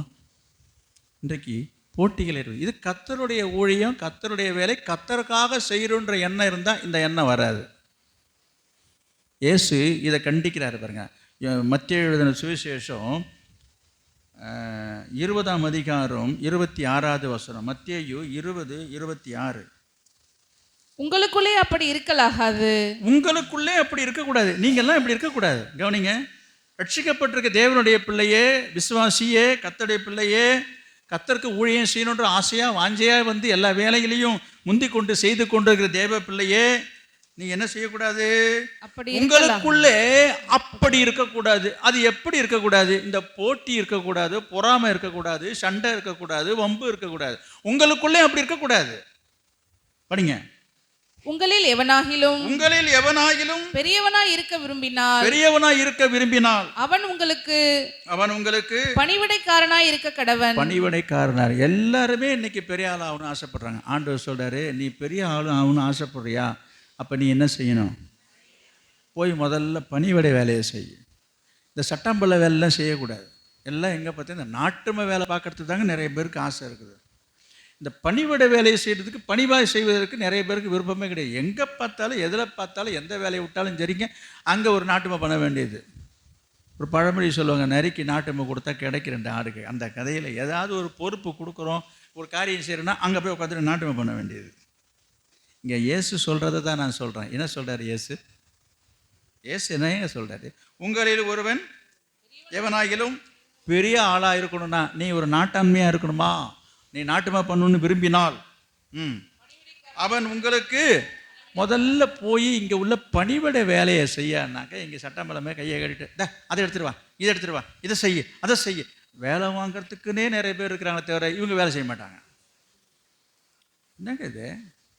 உங்களுக்குள்ளே அப்படிலாம் இருக்கக்கூடாது. நம்ம அப்படி இருக்கக்கூடாது. இல்லைங்க, வெளியில் அப்படி தான் இருக்கிறாங்க, எல்லோரும் இருப்பாங்க தான். ஆண்டவர் சொல்கிறாரு, நீங்கள் அப்படி இருக்கக்கூடாது, உங்களுக்குள்ளே அப்படி இருக்கக்கூடாது. ஏன்? நம்ம இது யாருடைய வேலை? யாருக்காக செய்யணும்? என்ன வேலை இது? அது என்ன வேலை இது? பணிவிடை வேலை. பணிவிடை வேலைன்னா என்ன அர்த்தம்? பணிவாக செய்யறதுக்கு பேர் தான் பணிவிடைங்க. அது முதல்ல பணிவு இருந்தால் தான் பணிவிடையே செய்ய முடியும். பணிவு இல்லாதவங்க பணிவிடை செய்யவே முடியாது. இன்னைக்கு குடும்பத்தில் சில பேர் திட்டுவாங்க, சில பேர் உனக்கு எல்லாம் நான் சவர்த்தனை பண்ணிட்டு பணிவிடை பண்ணிட்டு பார்க்குறியா அப்படின்னு சில மனைவிமார்கள் புருஷன்மார்கள் திட்டுவாங்க. வயசானவங்க சில பேர் திட்டுவாங்க. வயதான ஆட்கள் என்ன செய்வாங்க, பெற்றோர்களோ அல்லது மாமனார் மாமியாரை எல்லாம் நானே உனக்கெல்லாம் பணிவிடை பண்ணிடுறேன். அது என்ன பணிவிடைன்னு என்ன இல்லை யோசிச்சு பாருங்கள். உட்காந்த இடத்துல என்ன பண்ணுவாங்க வயசானவங்க? தண்ணி கேட்டால் தண்ணி கொண்டு போய் கொடுக்கணும், சாப்பாடு கேட்டால் சாப்பாடு கொண்டு போய் கொடுக்கணும், சாப்பிட்டதுக்கப்புறம் கையாளம்பு தண்ணியை கொடுக்கணும், அப்புறம் என்ன செய்யணும், தட்டை எடுத்துகிட்டு போகணும், அப்புறம் என்ன செய்யணும், அவங்க துணியை துவைச்சி போடணும், அப்புறம் என்ன செய்யணும், அவங்க படுக்கிற படுக்கையை உதறி போடணும், அப்புறம் என்ன செய்யணும், அவங்களுக்கு செய்ய வேண்டிய இந்த மருந்து மாத்திரை எடுத்து கொடுக்கணும். நான் சொல்ல வருது, இந்த பணிவிடைன்றதுக்கு விளக்கம் கொண்டு வரேன். இப்போ இந்த மாதிரி ஒவ்வொரு காரியமும் செய்யும் பொழுது இதுக்கு என்ன இருந்தால் செய்ய முடியும்? பணிவு, மனசில் தாழ்மையும் பணிவு இருந்தால் தான் செய்ய முடியும். இல்லைன்னா சில பேருக்கு சலிப்பு வந்துடும், கோபம் வந்துடும். சலிப்பு வந்து என்ன பண்ணுவாங்க, எல்லாம் செஞ்ச வரைக்கும் போதும், ஆனால் செஞ்சுட்டே இருப்பேன். இது உலக குடும்ப காரியத்துக்கு நான் வந்துட்டேன். நான் திரும்ப சபைக்கு வருகிறேன். கர்த்தர் சொல்கிற காரியம், நீ பணிவிடை செய்யணும். ஆலயத்தில் இருக்கிற பணிவிடை வேலைகளை நீ பணிவாக நீ செய்வாயானால் கர்த்தர் என்ன செய்வேன்னு சொல்கிறாரு, நீ பெரியவனாக வேண்டும் என்றால். அங்கே வசனத்தை பாருங்க, உங்களில் எவனாகிலும் முதன்மையானவனாக இருக்க விரும்பினால் அவன் உங்களுக்கு ஊழியக்காரனாக இருக்கணும், அவன் உங்களுக்கு பணிவிடை செய்யணும். இன்றைக்கு பணிவிடை செய்கிறவர்களை இன்றைக்கு சிலர் அற்பமாக பார்க்கறது, அற்பமாக நினைப்பது, அற்பமாக பேசுகிறார்கள். அது தவறு. எனவே அதை செய்கிற நீங்கள் அதை குறித்து நீங்கள் சோர்ந்து போக வேண்டிய அவசியம் இல்லை. நீங்கள் யாருக்காக செய்கிறீங்க? கர்த்தருக்காக செய்கிறோம். நீங்கள் எதை செய்தாலும் மனுஷருக்கென்று செய்யாமல் கர்த்தருக்கென்று செய்யுங்கள் இருக்குது. கர்த்தர் என்ன செய்ய சொல்கிறாரு, எப்படி செய்ய சொல்கிறாரு, ஏன் செய்ய சொல்கிறாரு? வாசிக்கலாம்.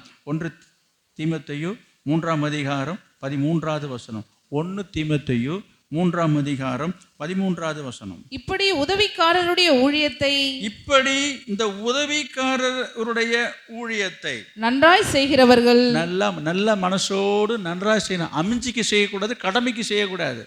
கடமையேன்னு செஞ்சுட்டு போயிட்டே இருப்பாங்க. எனக்கு தெரியாதுப்பா. சாப்பாடு செய்வாங்க, சப்போஸ் பற்றாக்குறை வந்துச்சுன்னு, அதெல்லாம் நமக்கு கிடையாது, நான் முடிச்சுட்டேன், இதுக்கப்புறம் நீங்கள் ஆக்குங்க, சாப்பிடுங்க, முடிஞ்சிச்சு. ஒரு காரியத்தை செய்கிறோன்னா அது முழுமையாக நம்ம செய்து முடிச்சுட்டு போகணும். அதை விட்டுட்டு என்ன பண்ண வேண்டியது, என் வேலை முடிஞ்சுங்க, இதுக்கப்புறம் யாராவது செய்கிறாங்க செய்யலாம், அதை பற்றி எனக்கு கேட்காதுங்க, என்னெல்லாம் கேள்வியெல்லாம் கேட்கக்கூடாது, எனக்கெல்லாம் தெரியாதுங்க. உதவிக்காரருடைய ஊழியத்தை நன்றாய் செய்கிறவர்கள் நன்றாய் செய்யணும், அதுதான் முக்கியம். நன்றாய் செய்கிறவர்கள் தங்களுக்கு நல்ல நிலையையும் தங்களுக்கு ஒரு நல்ல நிலை உண்டாகும். அப்போ நீங்கள் தான் ஒரு நல்ல நிலைமைக்கு வருவீங்க. கிறிஸ்து இயேசுவை பற்றும் விசுவாசத்தில் மிகுந்த தைரியத்தையும் அடைவார்கள். உங்க குடும்பம் நல்லா இருக்கணுமா, உங்க பிள்ளைங்க நல்லா இருக்கணுமா, நீங்க நல்லா இருக்கணுமா, நீங்க உங்க குடும்ப விருத்தி அடைந்து ஒரு நல்ல நிலைக்கு அடையணும்னா உதவிக்காரருடைய ஊழியத்தை எப்படி செய்யணுன்றதான் பாயிண்ட். செய்யணும். நான் திரும்ப இந்த செய்ததை பற்றி பேசிட்டு வரேன். இவள் தன்னால் என்றதை செய்தால். நான் திரும்பவும் சொல்கிறேன், இந்த ஆலயத்துக்கு வந்து போகிறீங்க, உங்களால் முடிந்ததை இயன்றதை ஒரு துரும்ப தூக்கி அப்படி எடுத்துட்டு போட்டு போங்க. இயன்றதை அங்கே தான் வரேன் நான். என்னாலும் அது முடியாதுங்க. சரி, முடியாது, உன்னால் முடிஞ்சதை செய்ய. இங்கே பாருங்க, என்னால் அது முடியாது, இது முடியாது, எல்லாம் முடியாது தான். உனக்கு என்ன தான் முடியுமா? உனக்கு என்ன முடியுமோ அதை செய். அந்த எண்ணம் இருக்குதா? அப்படியே சொல்லிட்டு போயிட வேண்டியது. எனக்கு எதுவுமே செய்ய முடியும், எனக்கு உடம்பு வலிக்கும், தலை வலிக்கும். எல்லாருக்கும் உடம்பு வலிக்க தான் செய்யுது, எல்லாருக்கும் தலைவலி. தலை இருந்தால் தலை வலிக்க தான் செய்யும். செய்யணுன்ற எண்ணம் இருந்தால், திரும்பவும் சொல்கிறேன், இயன்றதை நான் திரும்பி சொல்கிறேன், உங்களை கடினப்படுத்தி கஷ்டப்படுத்தி ஒரு பெரிய பாரத்தை தூக்கி வச்சே இல்லை, இயன்றதை செய்ய முடியாதா? தான் நான் சொன்னேன், ஒரு துரும்பை எடுத்து போடுற மாதிரி தான். ஒரு குப்பை கிடக்குது கீழே. நான் போய் ஆராதனை முடிச்சதுக்கு அப்புறம் போய் பார்த்தீங்கன்னா எங்கே பார்த்தாலும் பிஸ்கட் பாக்கெட்டு, சாக்லேட் பாக்கெட்டு அப்படி இப்படி கிடக்குங்க. நான் அதோடு இல்லைங்க, இல்லை என்ன எனக்கு வருத்தம் அப்படின்னாக்கா, அங்கங்கே 4 பேர் இந்த முட்டிகளில் முழங்காலில் இப்படி கையை வச்சுட்டு இப்படியே உட்காந்துருப்பாங்க. நான் சில நேரங்களில் யாராவது அனுப்ப கீழே போகும்போது பார்த்தா அப்படியே குப்பையாக கிடக்கும்.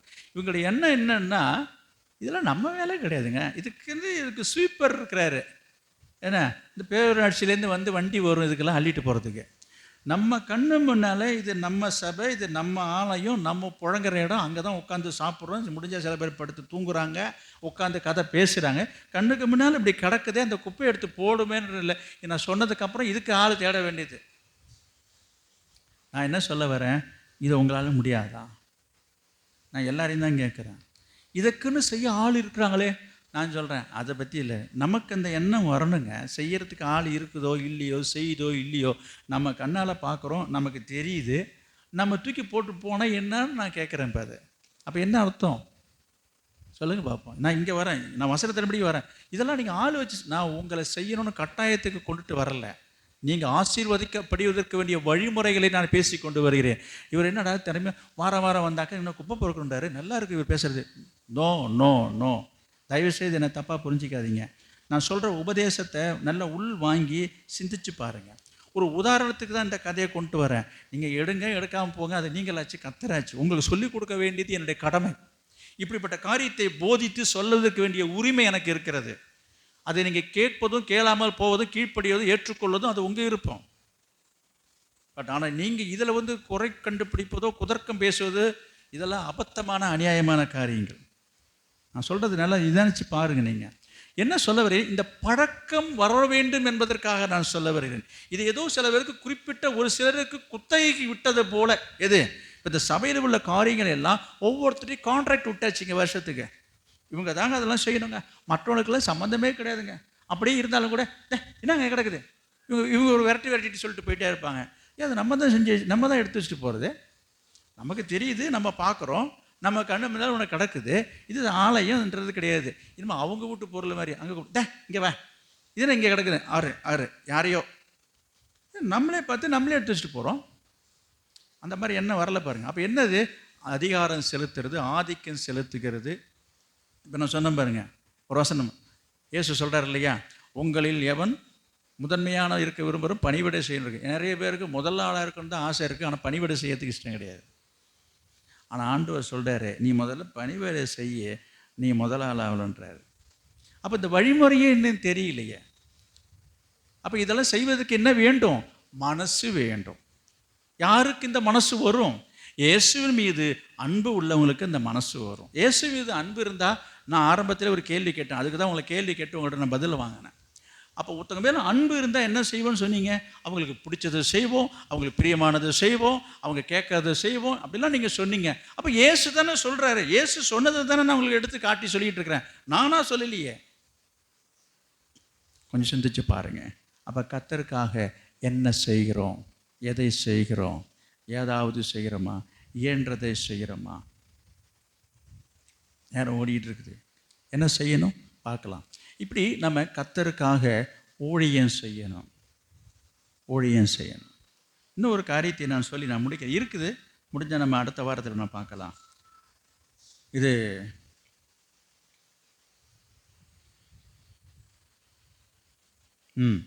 மார்க்கு எழுதின சுவிசேஷம் 12ஆம் அதிகாரம் 42வது வசனம்.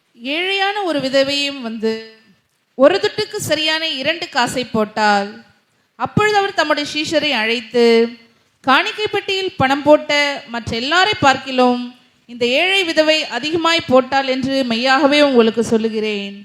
அவர்கள் எல்லாரும் தங்கள் பரிபூரணத்திலிருந்து எடுத்து போட்டார்கள், இவளோ தன் வறுமையிலிருந்து தன் ஜீவனத்துக்கு உண்டாயிருந்ததெல்லாம் போட்டுவிட்டாள் என்றார். சரி, இதே போல் இயேசு சொன்ன இந்த வசனம் இருக்கட்டும், நான் திரும்ப சொல்கிறேன் அதை பற்றி விளக்கங்கள். எபிரேயர் 13ஆம் அதிகாரம் 2வது வசனம். எபிரேயர் 13ல் 2வது வசனம். அந்நியரை உபசரிக்க மறவாதிருங்கள். அந்நியரை உபசரிக்க மறவாதீங்க, அதனாலே சிலர் அறியாமல் தேவ தூதரையும் உபசரித்ததுண்டு. மத்தேயு எழுதின சுவிசேஷம் 6ஆம் அதிகாரம் 2வது வசனம். மத்தேயு 6:2. ஆகையால் நீ தர்மம் செய்யும் பொழுது மனுஷரால் புகழப்படுவதற்கு மாயக்காரர் ஆலயங்களிலும் வீதிகளிலும் செய்வது போல உனக்கு முன்பாக தாரை ஊதுவியாதே. சரி, இங்க என்ன சொல்றாரு? இயேசு சொல்ற வார்த்தை பாருங்க. இயேசு என்ன செய்ய சொல்றாரு? தர்மம் செய்ய சொல்லுகிறாரு. இருக்கா? தர்மம் செய்ய சொல்றாரு. அடுத்ததாக எபிரேயர் 13ஆம் அதிகாரம் 16வது வசனத்தை பாருங்க. 13 அன்றியும் நன்மை செய்யவும் தானம் தர்மம் பண்ணவும் மறவாதிருங்கள். இப்படிப்பட்ட பலிகளின் மேல் தேவன் பிரியமா இருக்கிறார். அப்ப இதுல ஆண்டவர் பிரியமா இருக்கிறார். இதெல்லாம் ஆண்டவருக்கு ரொம்ப பிடிக்குமா? என்ன பிடிக்கும்? அந்நியரை உபசரிக்கணும், தானம் பண்ணணும், தர்மம் பண்ணணும். இங்க மத்தேயுல படிச்சோம், 6ஆம் அதிகாரத்துல பார்க்குறோம். இந்த மாதிரி என்ன செய்யணும்? ஏழை எளியவங்களுக்கு தானம் தர்மம் எல்லாம் செய்யணும் என்று சொல்றாரு இல்லையா?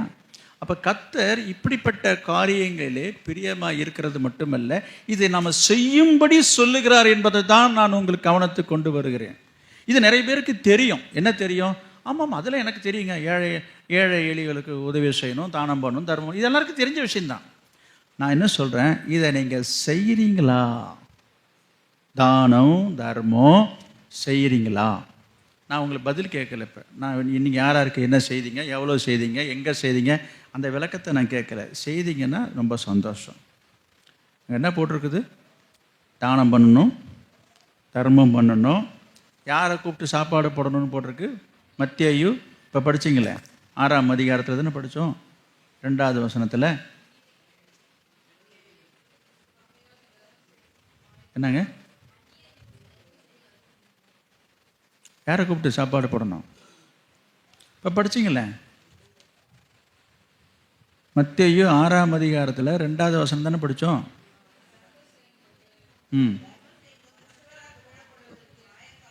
ஆலயங்களிலும் வீதிகளிலும் செய்வது போல உனக்கு முன்பாக தாரை ஊதுவியாதே.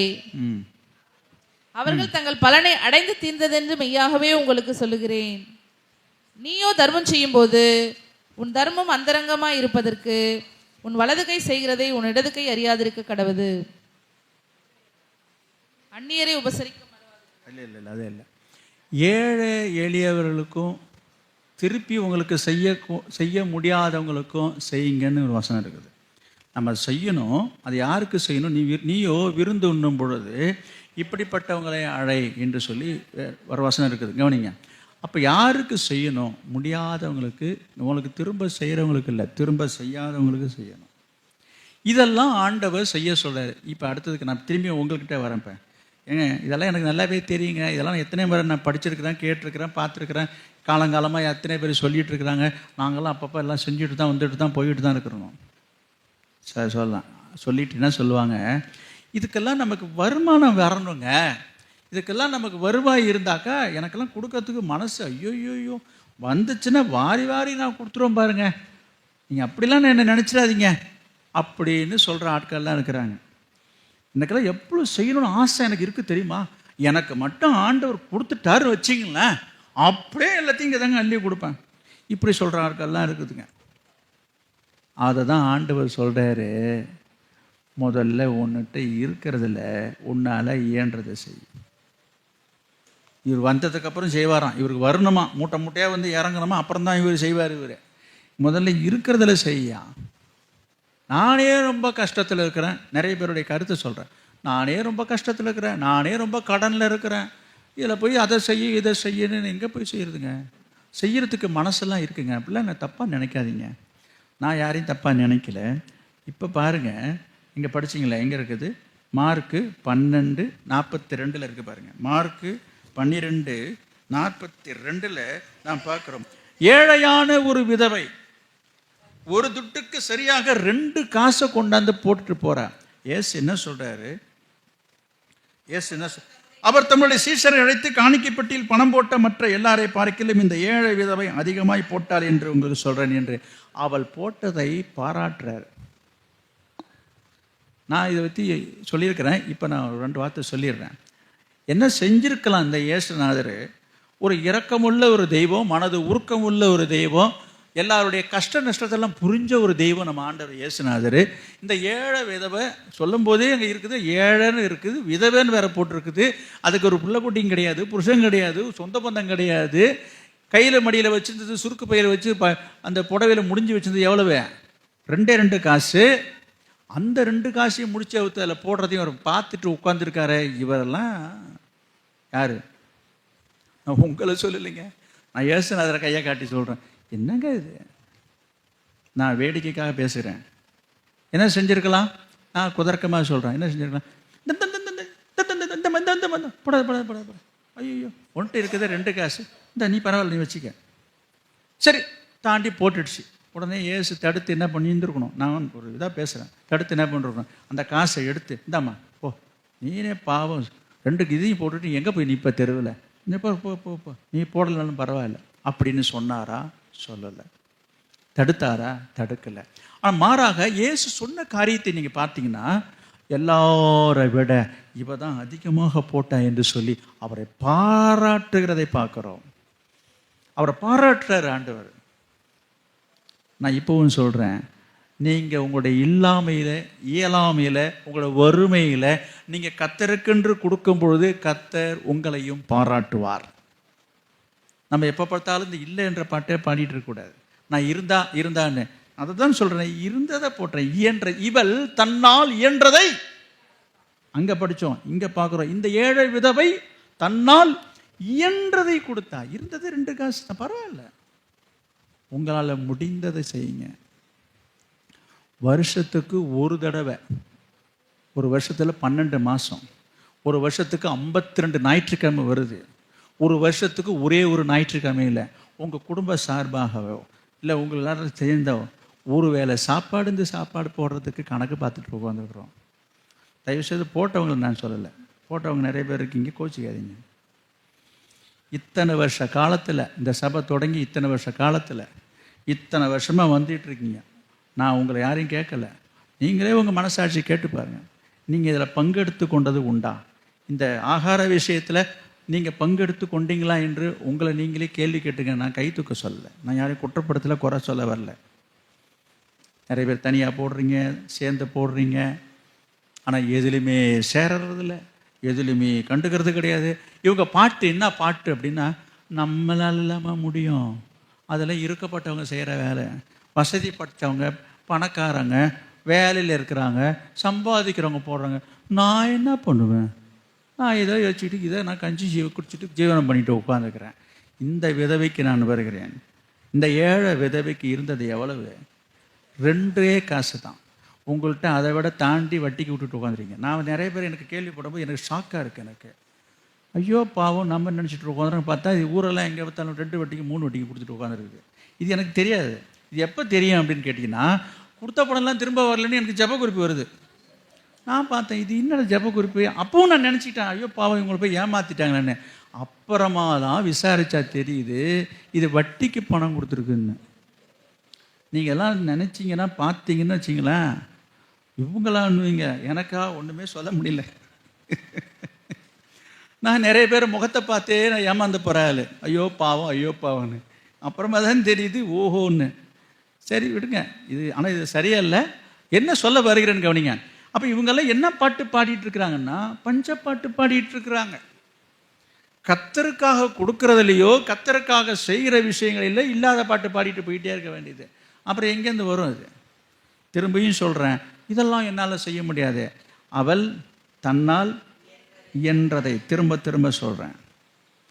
சில பேர் இப்படி சொல்லுவாங்க, இருக்கப்பட்டவங்க பிரியாணி போடுறாங்க, கேசரி போடுறாங்க, நம்மலாம் போட்ட நல்ல சாப்பாடு போடணுங்க, அதெல்லாம் சரி வராதுங்க. இப்படி சொல்லிகிட்டே காலத்தை ஓட்டிடுறதுங்க. இதே சொல்லியே 10-20 வருஷம் காலத்தை ஓட்டியாச்சுங்க. நீ என்னைக்கு தான் நல்ல சாப்பாடு போட போகிறது கிடையாது. நான் திரும்பியும் சொல்கிறேன், ஒரு கஞ்சி ஊற்று, தப்பே கிடையாது. தன்னால் இயன்றதை செய்தால் ஒன்றால் முடிஞ்சதுங்க பாரு. என் வசதிக்கு இதுதாங்க தெரியும், நான் ஒரு ரசம் சாதம் போடுறேங்க, போட்டு போ, தப்பு இல்லையா? பசிக்கு வரவங்க, பசியாக போகிறவங்க சாப்பிட்டு போட்டோம். இப்போ இங்கே என்னங்க விருந்தாக வச்சுட்டு உட்காந்துருக்குறோம். முடியுது, ஆராதனை முடியுது, வெயில் நேரம், வீட்டுக்கு போய் சமைச்சு சாப்பிட்ணும், வீட்டுக்கு போய் சாப்பிட்ணும். போகிற வரைக்கும் ஒரு பசி தாங்க. நான் எப்பயுமே நான் சொல்லுவேன், பசிக்கு தான் ஆகாரம், ருசிக்கு கிடையாதுன்னு அடிக்கடி சொல்கிறது காரணம் என்ன? நாங்கள் இன்னும் வாய்க்கு ருசியாக வகை வகையாக செய்கிறதில்ல. ஒரு சில நேரங்களிலே கர்த்தர் தம்முடைய பிள்ளைகள் மூலமாக உங்களுக்கு நல்ல சாப்பாடு கொடுக்குறாருன்றதே உங்களுக்கு தெரியும். எப்பொழுதும் நம்ம அதை எதிர்பார்த்துட்டு இருக்க முடியாது. என்னுடைய நோக்கம் என்ன என்று சொன்னால், யாரும் பசியாக போகக்கூடாது. அது இயேசுநாதர் சொன்ன ஒரு காரியம். நீங்கள் பாருங்கள், யோவான் எழுதின சுவிசேஷம் 6ஆம் அதிகாரம், இதுக்கு நான் வசனத்தோடு நான் சொல்லுகிறேன். யோவான் எழுதின சுவிசேஷம் 6ஆம் அதிகாரம்,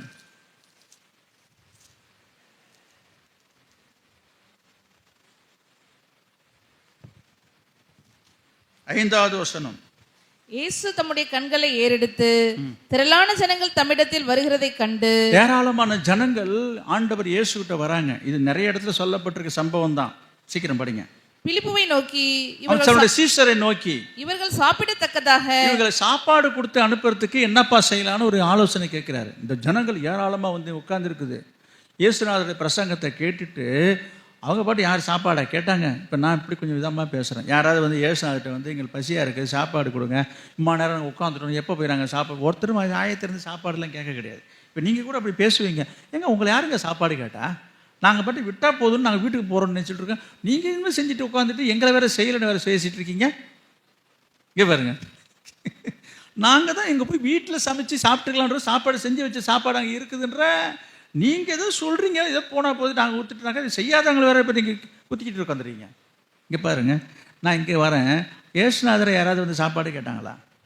நல்லா யோசித்து பாருங்கள். இது வந்து மத்தேயில் இருக்குது, மார்க்கில் இருக்குது, லூக்காவில் இருக்குது, நிறைய சம்பவங்கள் இருக்குது. எல்லாத்தையும் சொல்கிறதுக்கு இப்போ நேரம் இல்லை. அப்போ இயேசு என்ன செய்தார் பாருங்க, இவங்களுக்கு சாப்பாடு கொடுக்குறோன்னு சொல்லி சீஷரை கூப்பிட்டு கேட்குறாரு. படிங்க.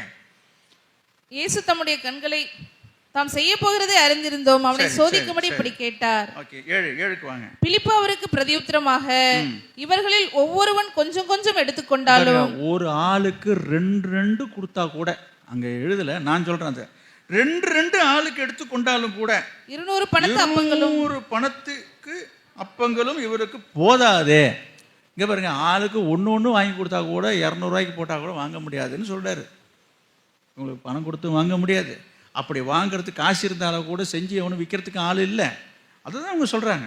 சொல்லும் பொழுது அப்பொழுது அவருடைய சீஷரில் ஒருவன், சீமோன் பேதுருவின் சகோதரனுமாகிய அந்திரேயா அவரை நோக்கி, இங்கே ஒரு பையன் இருக்கிறான். அப்பதான் ஒருத்தன் யோசனை சொல்றான், இங்க ஒரு பையன் இருக்கிறான், அவன் கையில் 5 வாற்கோதுமை அப்பங்களும், அவன் கையில 5 கோதுமை அப்பங்கள் 5 இருக்கிறது, 2 மீன்களும் இருக்கிறது. ஆனாலும் இது எதுக்கு, அதான் அதை எதுக்கு அவன் சொல்ல வரான்? இங்க பாருங்க, இது ஒரு வேடிக்கையா இருக்கு இந்த காரியம். எங்க 5 அப்பம் இருக்குது, 2 மீன் இருக்குது, இவன் கண்ணில் பார்த்துட்டான். கண்ணால் யாரு? அந்திரேயா சொல்றேன். அது அவங்க அங்கே அம்மா கொடுத்துருப்பாங்க. தம்பி போறானே, பசியாக இருந்தால் புள்ள சாப்பிட்டுட்டு வேணும், அவங்க வீட்டில் அவனுக்கு கைக்கு கொடுத்து வச்சுதுங்க. இது இவன் கண்ணில் பட்டதை இது யாரு கேட்டா? இது எதுக்கு வந்து இயேசுநாதர் சொல்றான்? சொல்றதோடு இது வேற சொல்லிக்கிறான். என்னது இருக்கு, ஆனாலும் இது போதாது. இது யாரு இப்ப கேட்டா? நல்லா யோசிச்சு பாருங்க. இப்படி ஒரு வார்த்தையை போட்டு கோத்து வாங்கிட்டான் பாருங்க. இயேசு என்ன பண்றாரு பாருங்க. இயேசு ஜனங்களை உட்கார வையுங்கள் என்றார். அந்த இடம் மிகுந்த, சரி அதெல்லாம் வேண்டாங்க, 11க்கு வாங்க. அந்த அப்பத்தை எடுத்து இயேசு அந்த அப்பங்களை எடுத்து ஸ்தோத்திரம் பண்ணி சீஷர்களிடத்தில் கொடுத்தார். போதும், கவனிங்க. இது எல்லாருக்கும் தெரியும். 5 அப்பம் 2 மீனை வச்சு 5000 பேர் போஷித்தாருன்றதை நம்ம சண்டே கிளாஸ்ல இருந்து படிச்சுட்டோம், பாட்டா கேட்டுட்டோம். இந்த சரித்திரம் எல்லாருக்கும் தெரியும். இதை நான் விவரித்து சொல்ல வேண்டிய அவசியம் இல்லை. ஆனால் ஒரு காரியம் பாருங்க, இந்த ஜனங்க சாப்பாடு கேட்கல, அவங்க சாப்பாடு கொடுக்கணும்னு நினைச்சாரு. சாப்பாடு கொடுக்கணும்னு நினைச்சவர் இவரு இல்லைங்க சாப்பாடு போடணும். கவனிக்கிறீங்களா? எல்லாருக்கும் சாப்பாடு நேரம் வந்துச்சு சொல்றதுக்கு. கவனிங்க, சாப்பாடு கொடுக்கணும்னு நினைச்ச இயேசுநாதர் சாப்பாடு கொடுத்துருக்கணும். ஆனால் இவர் என்ன செய்தாரு?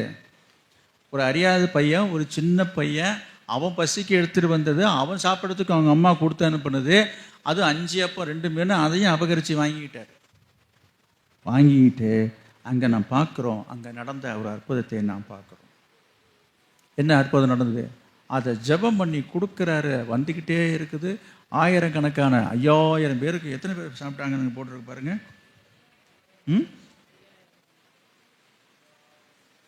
சரி, அங்கே வேறு இடத்துல போட்டிருக்கு 5000 பேர் சாப்பிட்டாங்கன்னு போட்டிருக்குது. கவனிங்க, 1000 கணக்கான ஜனங்களுக்கு ஆண்டவர் அதை வாங்கி அவளை போஷிக்கிறதாக நான் பார்க்குறோம். அப்போ இந்த அற்புதம் நடப்பதற்கு காரணமாக இருந்தது எது, யார் என்று சொன்னால் அந்த பையன். நான் என்ன சொல்ல வருகிறேன், அந்த பையன் கொண்டுட்டு வந்திருக்கட்டும், வச்சிருக்கட்டும், அந்த சீசன் பார்த்துருக்கட்டும், இயேசுகிட்ட போய் சொல்லட்டும்.